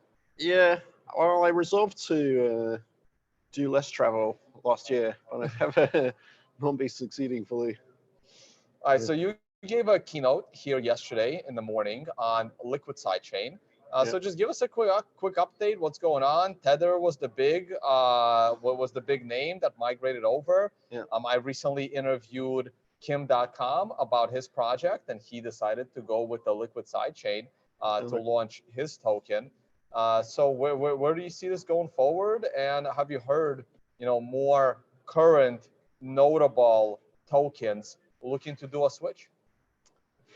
Yeah, I mean, there are a number of projects in the work. One of them, which has been through a regulatory sandbox, is the Japanese yen stablecoin. So we have a joint venture in Japan with Digital Garage, which is a public market company, and Tokyo Tenshi, which is an interbank settlement service, which is a very old established company in Japan. And they had regulatory approval to operate the Japanese yen as a kind of Bitcoin OTC service for institutions in Japan. And Japan is a pretty big market globally in terms of Bitcoin volume for some time. Interesting. So Roger Ver must be like having steam coming out of his ears because he kind of took over Japan with fake Bitcoin. Yeah, actually, I don't have visibility in that whole thing. So let's see. I mean, the other thing with Tether is pretty interesting. So I mean, obviously, there's various conspiracy theories that come up around it, but de facto, I think Paolo, the CTO there, posted a graph which was a kind of stablecoin dominance index, so kind of like the Bitcoin dominance index, but on that index, the Tether sort of share of the total money in the stablecoin space was around 85% and had grown, I guess, like 5% in the last few months. Despite, various legal drama that's come up. But apparently the picture is even more stark than that, which is that if you look at the sort of volume of trade driven by Liquid, it's over 95%. So that's saying that, in terms of the stablecoin use and the many new entrants competing in that space, Tether is still kind of winning in a major way. So I guess the lesson is that people really, they just want the utility and the liquidity and to move fiat around so that they can do the crypto trades. All right, very good. And how are general developments on the Liquid sidechain going? Does it have more liquidity now? Is it there are some people were concerned about, hey, it's how do you get in? How do you get out? Is it really private? Everything's looking good there? Yeah, I mean, I think what we're looking for is a few more integrations. So we're working with a number of exchanges, including some of the Chinese exchanges and Bitsy, which is a new international exchange, to have more pairs that can be arbitrated between exchanges. So, particularly exchanges that offer Tether already. So if they add Liquid support and Bitcoin support, and they can then people can then move funds between exchanges within a couple of minutes, or move between a cold wallet of their own and exchange. That should improve the liquidity and drive arbitrage volume. Yeah, I think Bitsy just had an issue last night with a bad Coinbase price in an index, and it kind of spiked the price down. Oh, really? Yeah, I thought I heard something about that. Sorry, guys, I'm not really up to date on all the news. It's really been difficult in traveling, and now I'm off to, I don't even want to say where I'm going because I'm only going to be there like 2 days, and everyone's going to say, hey, can we meet up? Yeah, so there's, I added like 4 more countries to my list in the next few weeks. Just been crazy. Where are you off to next? So to Milan. Oh, okay. Yeah, we have an office in Milan where You're gonna see Giacomo? probably if he's not on travels. Yeah. Okay, so another question, like always a concern. Have the regulators reached out to you looking to understand more about Liquid? Is that a potential concern that because it is integrated with exchanges, like the CFTC is gonna send some kind of a letter saying, hey, we want visibility and control potentially. And I don't know if you are allowed to say if that happened or not. And if it happens, what would potential answer be? Like, I don't think you understand how the technology works. Is that a concern?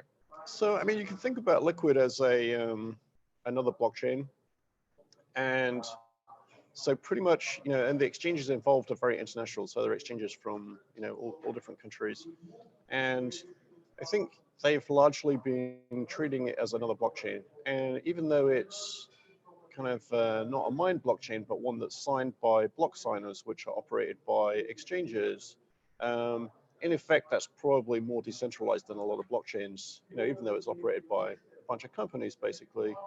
So for the user's perspective, you've got a choice of putting your funds, it's optimized for traders, right? So as a trader, if you've got a choice of putting your funds in custody, of one exchange and then whipping it across to another exchange to take a position, you've got single exchange risk there. Whereas with Liquid, you've got a threshold. So you've got 2/3 of the exchanges with controls. So it would take a pretty, it would be quite impractical for somebody to hack, 2/3 of these exchanges, their data centers, their secure room where they're storing their hot wallet and things like that to get at the funds. So you have like a pretty good protection, plus it's like reasonably decentralized across jurisdictions.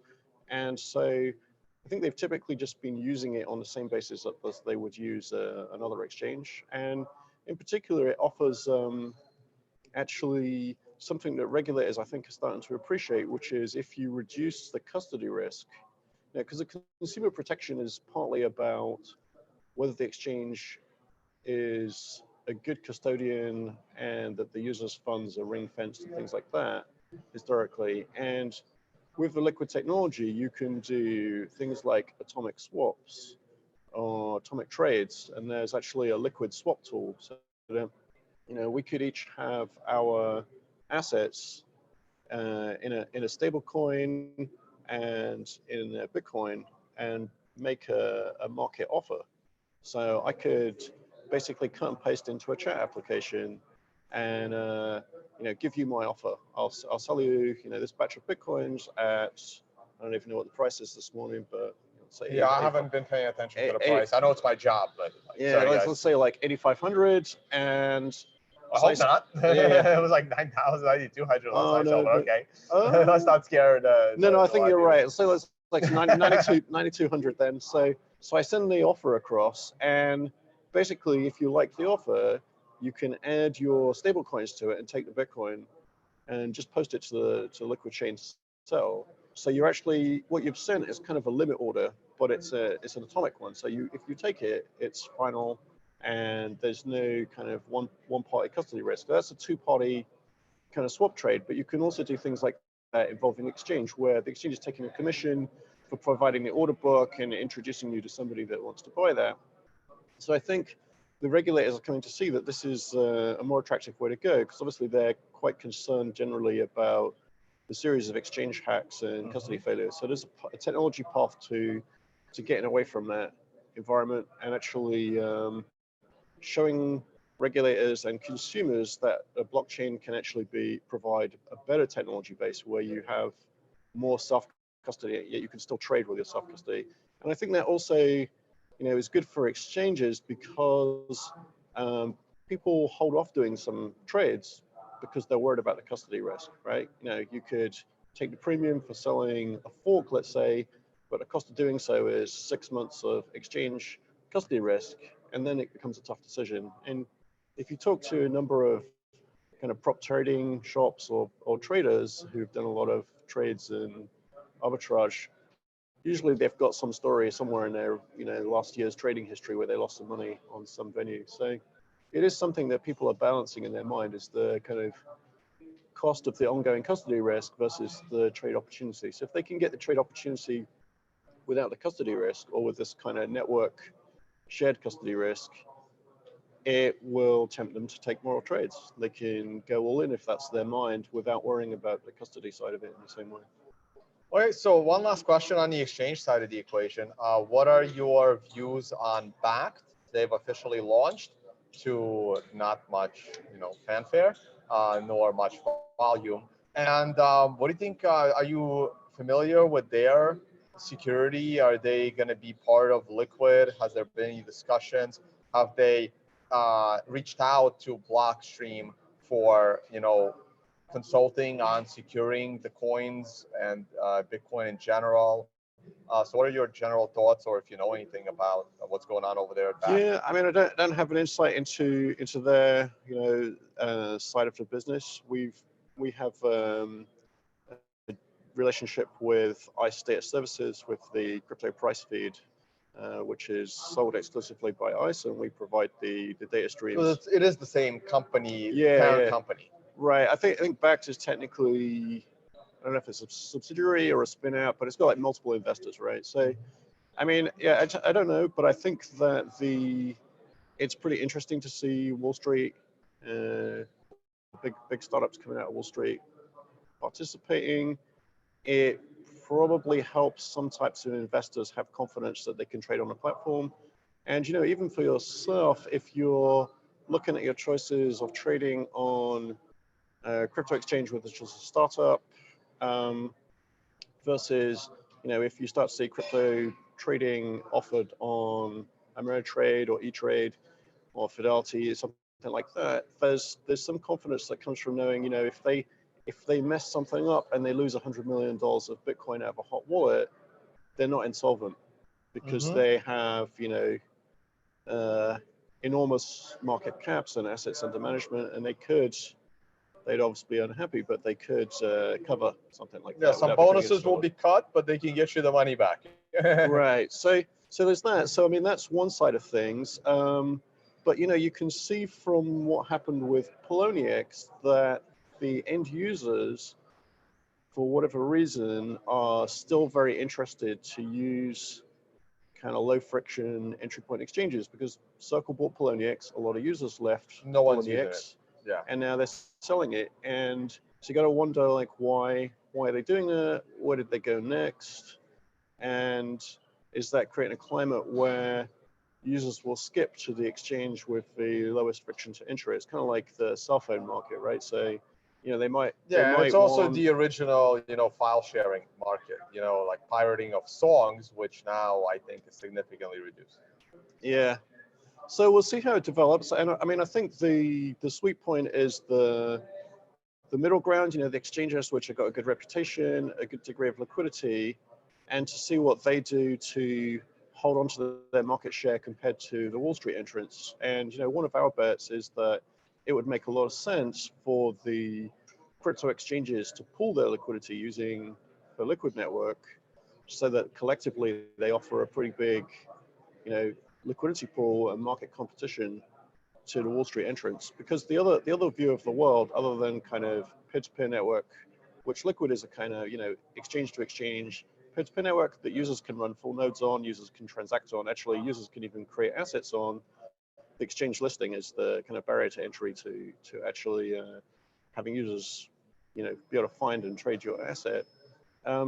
So to see how that plays out against the Wall Street entrants, because what the Wall Street guys will typically want to do is to say, well, we'll solve the liquidity problem, just all come and trade on our centralized platform, and somebody will try and set themselves up as the top tier and be the clearinghouse for it all, which is really a return to the old days. So it's not really using I agree. Bitcoin tech for what it can do. I agree, but we need that.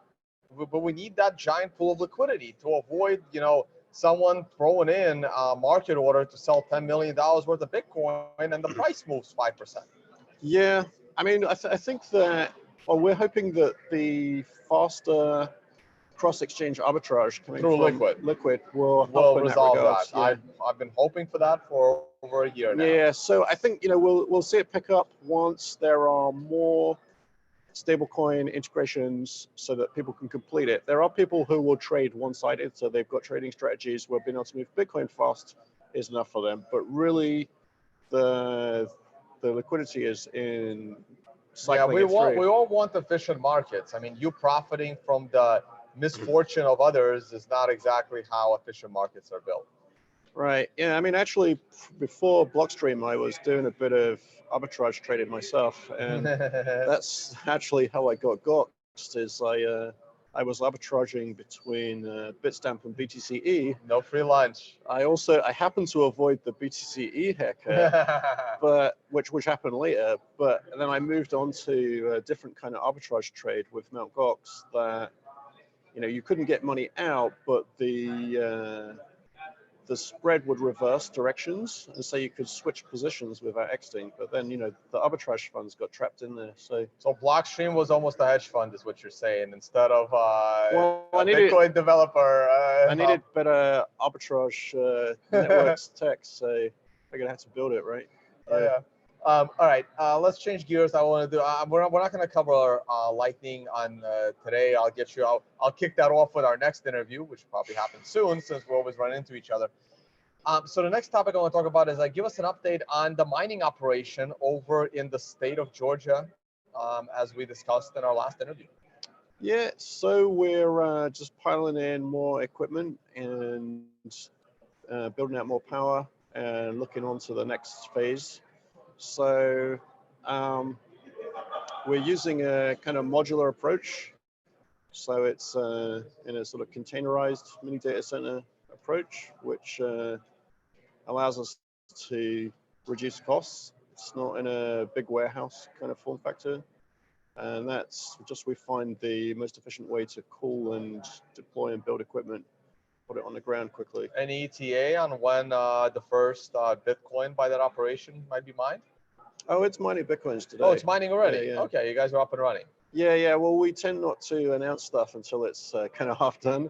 So we don't want to get stuck in the kind of vaporware, because then people were saying, oh, are we there yet? Where is it? And stuff. So actually the whole mining activity had been going on for like over 2 years by the time we actually did the original announce. So in that case, are you guys your own, is it like a Bitfury situation where if you grow, there'll be a slice of the pie that says Bitfury, and it will say Blockstream, I guess, or something, or are you part of a bigger pool, or are you mining in that we don't know bucket? So that's an interesting question. So as we also put in the announcement, we're operating around pool and using the BetaHash protocol, which has some decentralization advantages in that, if you were a customer, let's say a Bitcoiner or something who bought, a megawatt worth of mining gear and had us host it for you, you'd be able to run a full node and choose your own blocks. So, technically Bitcoin it benefits from miners being decentralized, because that's where the fungibility comes from, that, if one miner doesn't like your transaction, the next miner will take it. And so it's important that miners be anonymous. So the fact that all of the pool, or many of the pools, are putting their brand on it, I think that's really to claim, oh, like, we have this much share of the hash rate, you should consider using our pool. But generally speaking, that should be it should be anonymous as such. So we have to decide how we do that. And because the users can choose their own blocks, like maybe they want to choose, like, put their own name on their block or something, right? I mean, if you're doing a bit of mining, you bought $10,000, $100,000 worth of mining gear, And it might take a little while to find a block, but you might want a block that says Tone Vase, this is my block. Great.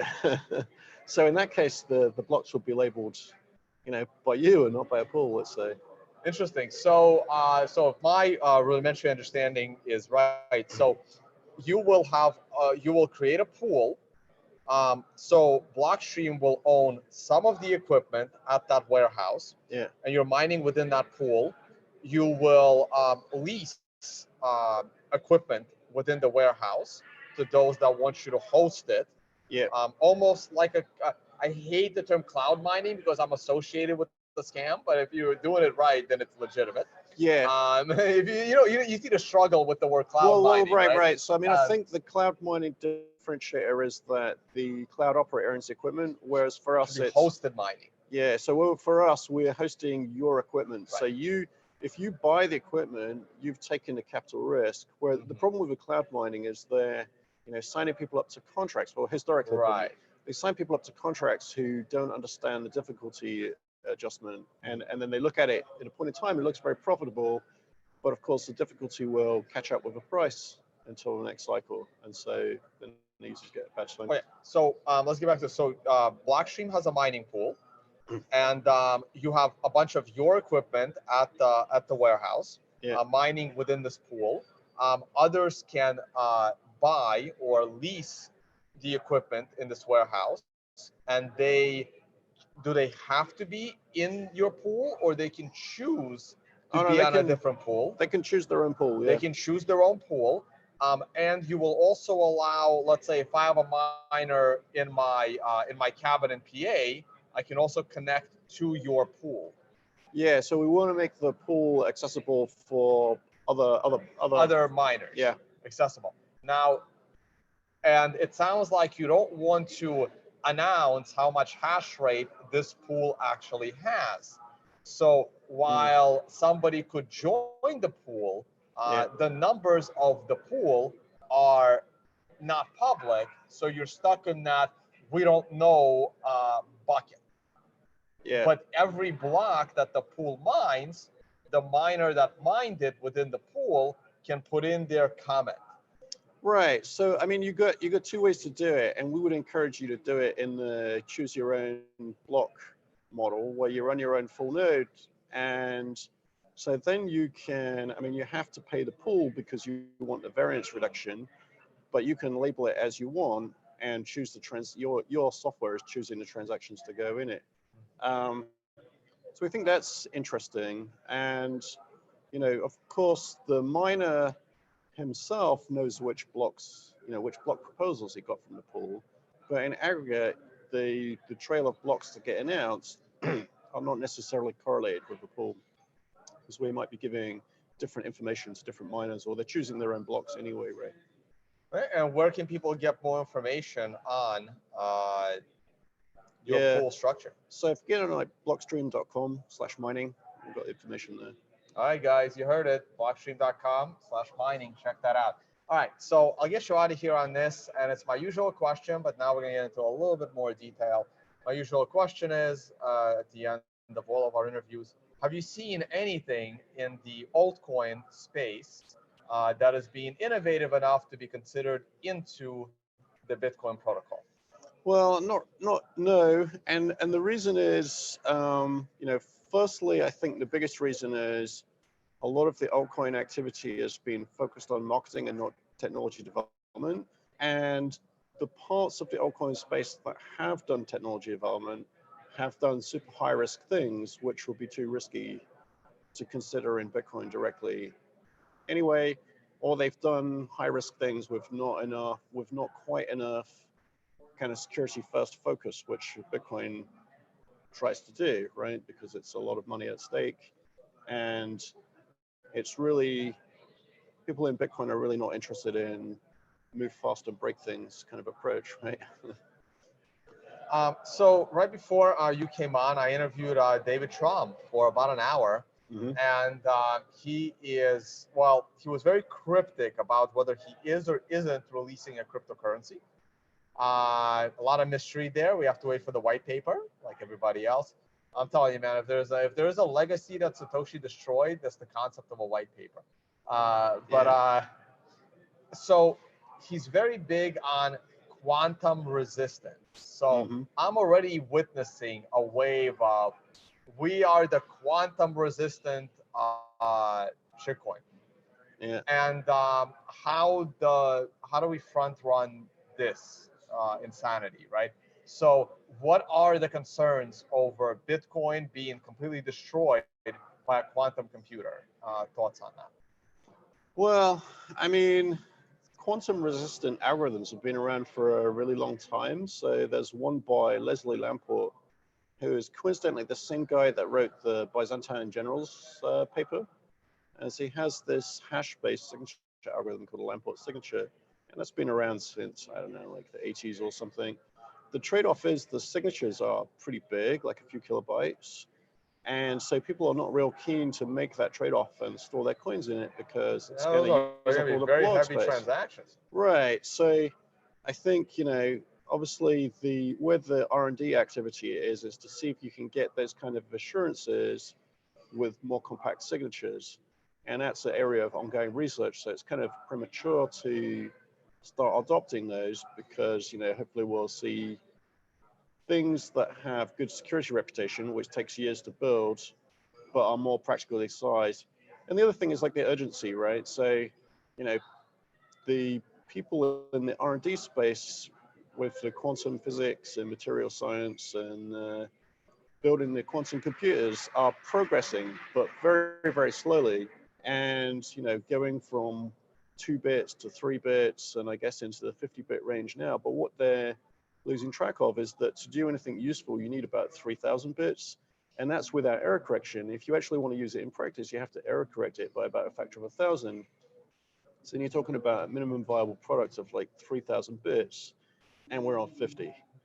And there are other questions about like the coherence time, how long it took before the computation collapses, whether that will be long enough, if the physics can even scale that far, and if the error correction is going to work in total, if it's going to be a net win, and maybe even fundamental questions about physics and material science, if it's even going to work. So, for me, I'm thinking like, wake me up when it happens, and it's not going to be for decades. So, from that point of view, there's no, particular reason to go heavily into that. And so it's really another one of the kind of altcoin marketing phenomena, which is they pick some kind of current hot buzzword and say, well, we've got a coin Yeah, that well, does that, right? So I mean, what do we get next? Like an AI specialized blockchain, yeah, or exactly. No, and that has been my big complaint to a lot of these people.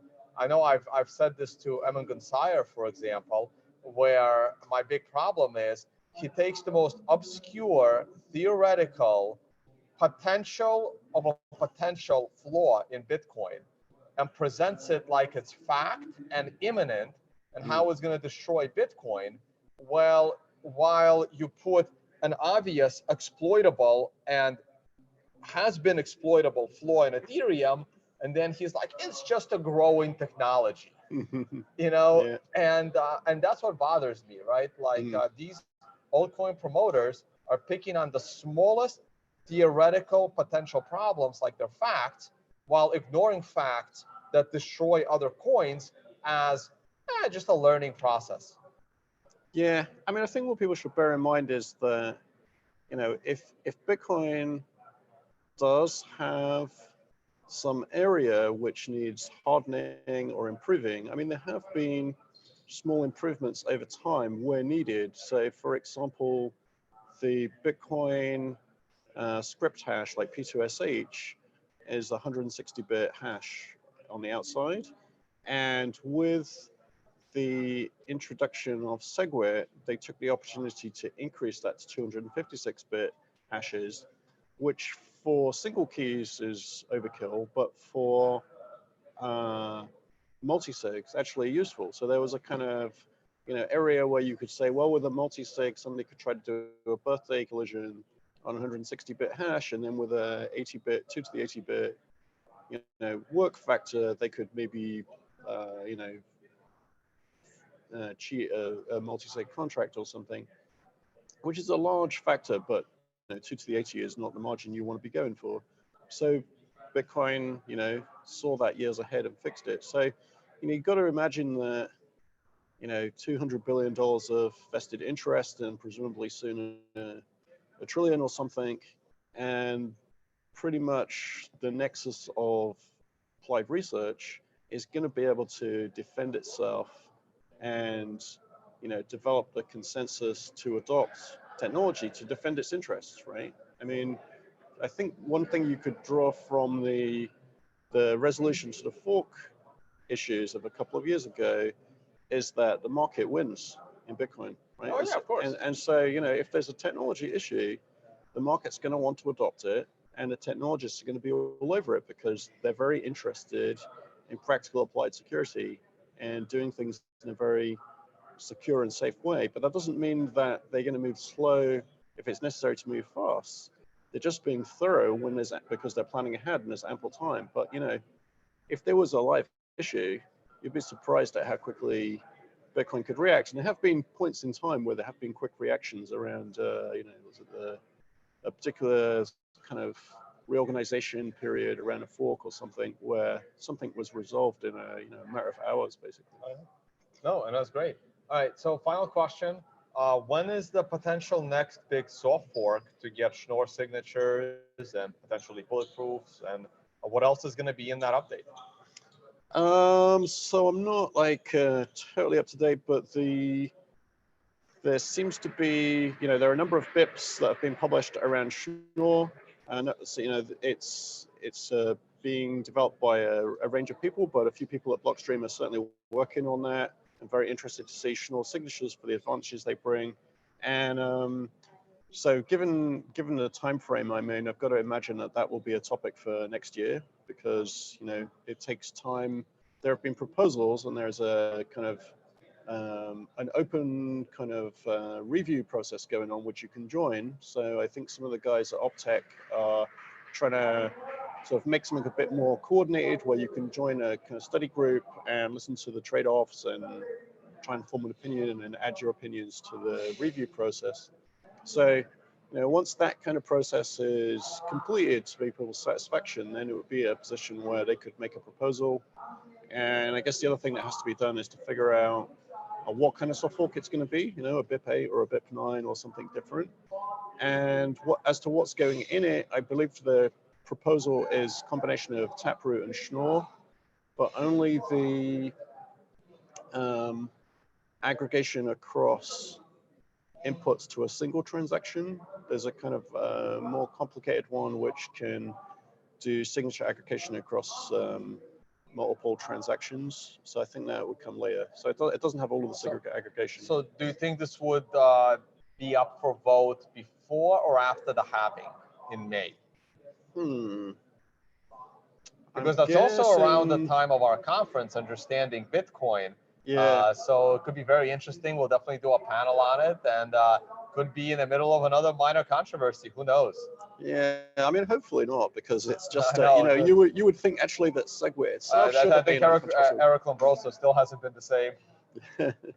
Yeah, I think maybe where SegWit became a victim of some kind of drama that was largely unrelated at the time, but also because it actually increased the block size, SegWit, right? In practice, it became sort of tied with the other potential block size mechanism of changing in a more simple way. And with Schnorr, there is no relation to size. It's just a more efficient signature. And I think the kind of fixation on raw size was not that helpful, because really what you care about is how many people get paid from the transactions in a block. It's not even the number of transactions, it's the number of outputs, the number of outputs minus the change outputs or something like that you get in a block. And that's increasing over time, the average block size is much bigger than it was. I think the Bitcoin blockchain is around 250 gigs, but it's growing at about 60 gigs a year. So, it would take another 3 or 4 years and it will be 500. So, it's really, and that's going to accelerate because people... And the Ethereum blockchain by then would be about 40 terabytes. Yeah.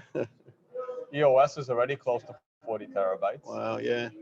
Well, I mean, I think the challenge is at some point, if the if the capability to sync the chain becomes very tenuous, it sort of ceases to be a meaningful blockchain. I think at least power users have got to be able to sync and verify the thing in a tolerable time period for it to be considered a public blockchain. Yeah. Agreed. And Yeah. just want to mention, I'm still trying to convince Adam back to come to Unconfiscatable as well. I think it should go on sale next week in Vegas. Hopefully we'll get his picture up there soon. I'll let you out on a final question. I'm good with controversial questions these days. I don't think I've asked you this before. So if you had a time machine, and so right before Satoshi releases the white paper, what would you have suggested that he should have done that he didn't do? I mean, there were a few kind of minor design issues, but I don't think, I mean, they were fixed without incident. And you do have the benefit of 10 years of history. Well, I mean, you can't really blame the guy for kind of R&D that grew out of it, that improved it over time. I mean, obviously the HD wallets, and because the original Bitcoin had no good backup mechanism, so you had to like save the wallet file, and it was creating another batch of 100 addresses when it ran out of the first batch. And if you didn't back it, if you didn't notice that and back it up, you could actually lose funds because you like didn't back up the next batch of addresses. So the HD wallet is great because it makes a master backup key that can recover all addresses this wallet could ever create, which is very nice. But people hadn't figured that out at the time. So yeah, I mean, I don't think that there's anything significantly wrong. But that's a minor thing. Yeah. No, it's not minor, right? Like I don't want to make it sound like losing 20,000 Bitcoin is minor. Yeah. But that is something that was quickly addressed and changed. Yeah. And it was easy to change it. We're talking about like a bigger picture, right? Yeah. Would you have eliminated the halvings? Would you suggest, hey, this crazy shock every 4 years is not good, even though it creates a lot of hype?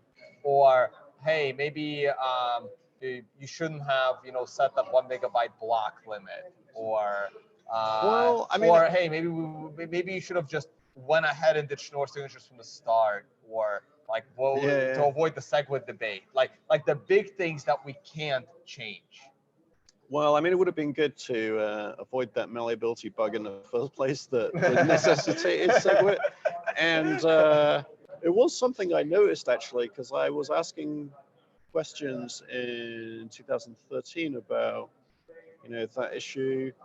But I think the bigger thing that concerned me, and this was one of my first comments about Bitcoin with my friends in kind of applied crypto space. I know a lot of people who do kind of crypto library and protocol design from earlier in my career. And, my comment was, well, they really should have made it more kind of cryptographically fungible or private. And there were known papers on how to do this. So there's a 1995 paper called Auditable Electronic Cash by Sander and Tashma, which is actually, so Zero Coin, the paper, is an optimization of that paper. So that paper, like, it predates Bitcoin. So, my first complaint was, well, why didn't you use that? And actually, in fairness, there's a reason why I didn't use that, because the coins are like tens of kilobytes. So it's kind of inefficient. But, it's just to say that I think privacy and fungibility is, that was a pill to swallow for people. So if you were to go back, you would have told them to make it a little more private at the protocol level. Yeah. More private, more fungible. Yeah, I mean, that's where confidential transactions came from as well. Because like I became more active in the Bitcoin space, I was like, well, let's try and fix up some of the privacy and fungibility things. And there are some other things which haven't been implemented to date, which could improve that kind of thing without introducing any kind of complicated technology and crypto risk even.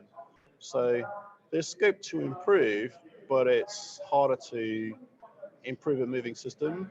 And I do think there may be an effect where you want to get privacy and fungibility features into the core protocol, because changes to the core protocol become harder over time. Do you think that is still possible to get privacy and fungibility into the core protocol of Bitcoin, or we're stuck with what we have and we have to find the best way to do it as a second layer solution?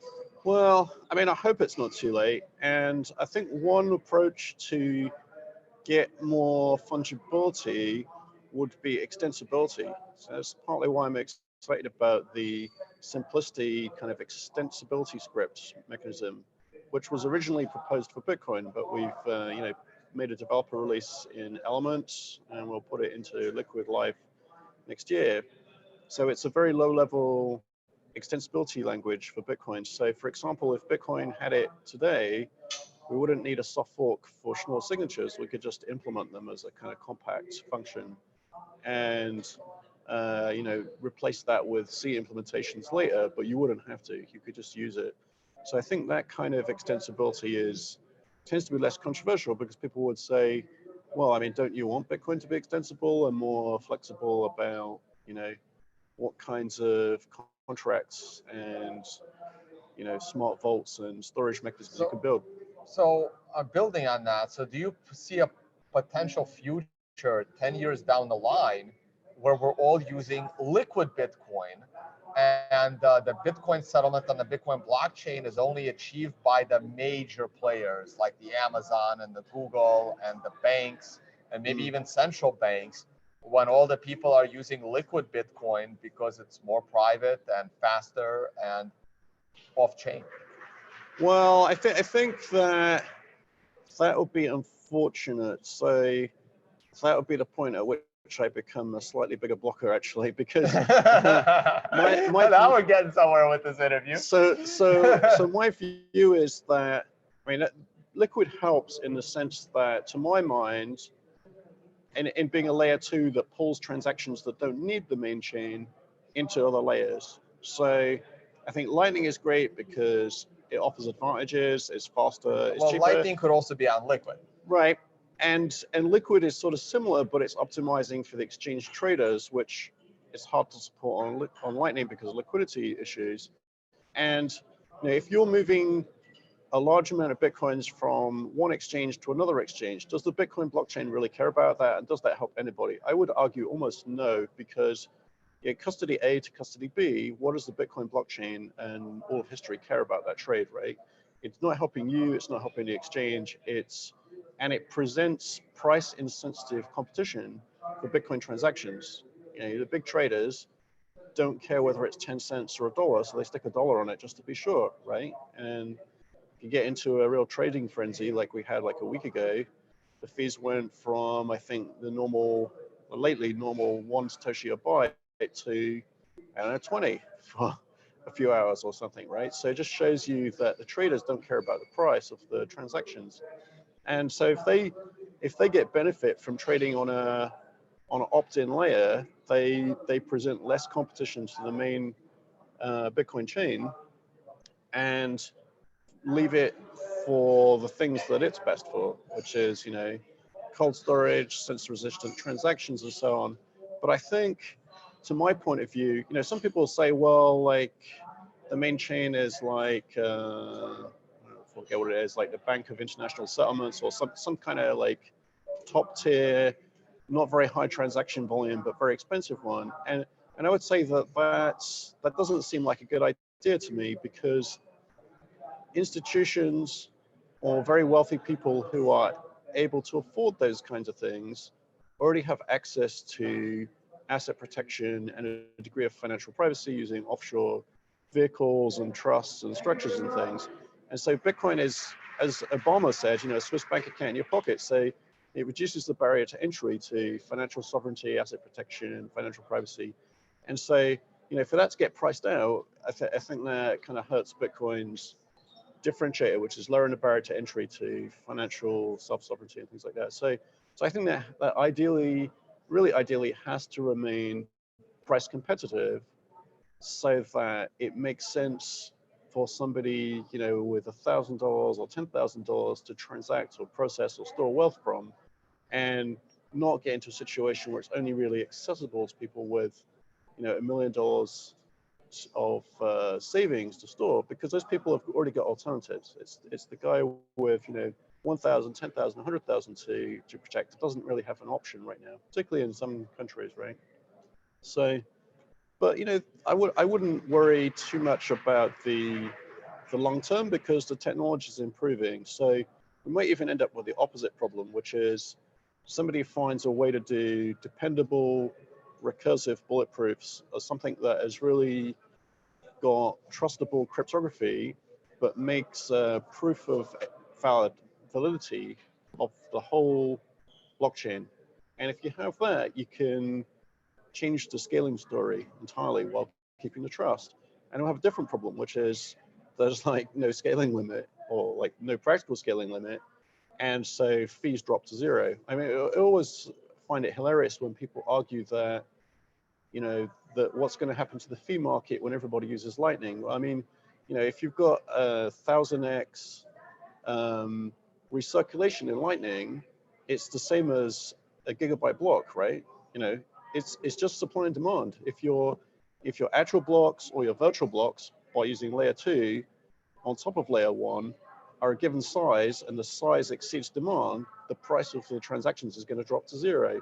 So you either want that or you don't. But to argue that oh no, Lightning is bad because it takes fees from miners is kind of ridiculous, right? So I think it's just supply and demand. Right. Well, and the other issue was they were arguing Lightning is bad because it takes fees from miners. Yeah. At the same time, claiming that their blockchain, by making the blocks bigger, is cheaper. Yeah. So yeah, it's the same thing, right? It's a walking contradiction. Absolutely, yeah. Well, I mean, the other fun thing, which is kind of ironic, is there are, you know, so the Bitcoin satellite service has this that we operate at Blockstream has this sort of short message API where you can page send messages using Lightning, and there are Twitter bots that are listening to it and retweeting the messages that come over the satellite, or links to them, because they could be bigger than a tweet. And there are people on there who are clearly arguing about big blocks. And the irony that they're paying Lightning to do it is because there'll be like messages saying, oh, it's hilarious. You know, Lightning sucks and it doesn't work and it's but they're like paying vaporware. But they're paying a fee to say it. But they paid a Lightning fee to say it. I love it. So like, man, the irony in that tweet is just amazing. Yeah. I love it. All right, Adam, I'll let you go on this. Thank you so much. And sure. I might not see you until Unconfiscatable. I think this is it for our paths crossing, but you never know. All right. All right. Thank you. Hey, guys. Oh, man, this stream has been going on for a little while. I got to actually go on stage soon, and they wanted to interview me here for the conference's YouTube channel. I know a lot of you are dying to get my price update. I haven't seen the you know what? I'm not going to complain about how busy I've been, because it's totally ridiculous. And that's why there hasn't been any price shows.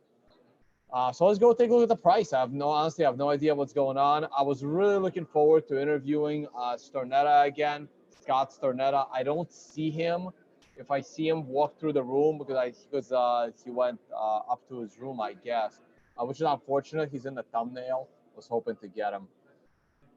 Let's see what's going on with the price. I haven't done any shows on that. And let's go take a look. Always love interviewing Adam back, and we'll circle back to David Schwam. So we are in the $9,100 range. This is the weekly chart. We are now above all three moving averages, which is a positive sign. One of the moving averages is downtrending, which is not a good sign, but you can see how this 7-period moving average will reverse itself. Oh no, it's still going down tomorrow, sorry, next week, but after that, it will start trending back up, which is a good sign, and then it would just need to cross over. So we'll keep an eye on that. This remains a very interesting week of reversal, but it is too early to announce that this is going to hold. We are in the middle of a pullback, and we would need to go to the daily chart in order to see what's going on. So here's the daily chart. The daily chart had a big rally off this downward trend line and Fibonacci line while making a new low in the swing of 47.5% down from the swing high of 13,800. This rally stopped dead cold at the setup trend line. Again, no one should be surprised. These lines have been fairly accurate in the past. We also could not close the daily chart in a critical way. We are continue pulling back.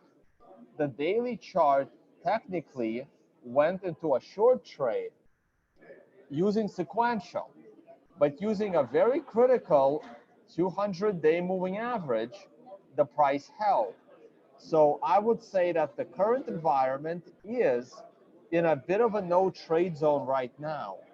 But keep in mind that the 128-day moving average is now trending down, and it has reversed the price already in a somewhat significant way.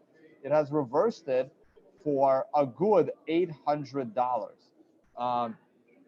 I would give this a little bit more time to resolve itself. It is very possible that the secondary low for 2019 has been confirmed, and it's time to go to new all-time highs. But it's not over yet. Okay, it's not over yet. So we gotta wait and see. We gotta wait and see. Okay. So I'm gonna wait and see approach. I don't think there's a real need for these trading TA videos right now because not much is happening. 12-hour chart, not very interesting. 4-hour chart, not very interesting. I'm more curious of the traditional markets. Ethereum got rejected by its moving average. Notice how the moving averages in Ethereum are declining. I mean, there's nothing impressive here. I mean, sure, Ethereum went from, how much did it rise? We went from 0.0162 up to 0.023. Big rise, but hey, this is not a good looking chart. The dead cat bounce couldn't even get you back to the breakdown level of 0.028. So nothing to really write home about here. And if Ethereum goes below 0.017, put a fork in it, literally. And it probably will fork sooner or later. Haven't seen any of the other shit coins. I still have an open claim that the Binance scam coin will be reduced to below, will be reduced into the negative zone by end of year. Looks like I'll fail on that. Maybe, who knows? It's at 37% now against Bitcoin. Still doing well. This is gold. Gold is on a sequential 13, but it's in a consolidation zone. So not really too interesting to me. Yeah, gold's consolidating, not that interesting. Silver is going to be the same. Oil, also consolidating, not that interesting. S&P 500. S&P 500 had a sequential 13 a couple of days ago. It didn't mark the top. The day after marked the top. We hit a new all-time high. I mean, that is saying something. I remain a bull of the S&P 500. We're going to have a 9 next week. Ideally, that 9 would be at the top, and we can have a little bit bigger of a correction, and we will see how that goes. The weekly S&P hit this trend line once again and got rejected, but it is a green 2 above a green 1 on a weekly scale, so I remain bullish the S&P 500. Fully invested in my retirement fund at S&P 500. I mean, it's going up, let it go up. Lyft had earnings. I had no idea, wasn't paying attention. Took a little bit of a hit, but let's see what happens today when the market opens. We're at 6 a.m. I believe today's Friday, and we'll go into next week and check it out. All right, guys, I think the stream has gone on long enough. I think I've been doing this for over 2 hours now. I'm going to stop the screen share. I really wanted to bring you Scott Stanetta, but it didn't work out. Really disappointed about that. I'll try and get him again next time. And thank you all for watching, guys. I don't know if this is being live streamed or not. My presentation is coming up in 2 hours. I got to do some more interviews, and I got to sign off. And I'll see you all on the next one. Bye, guys.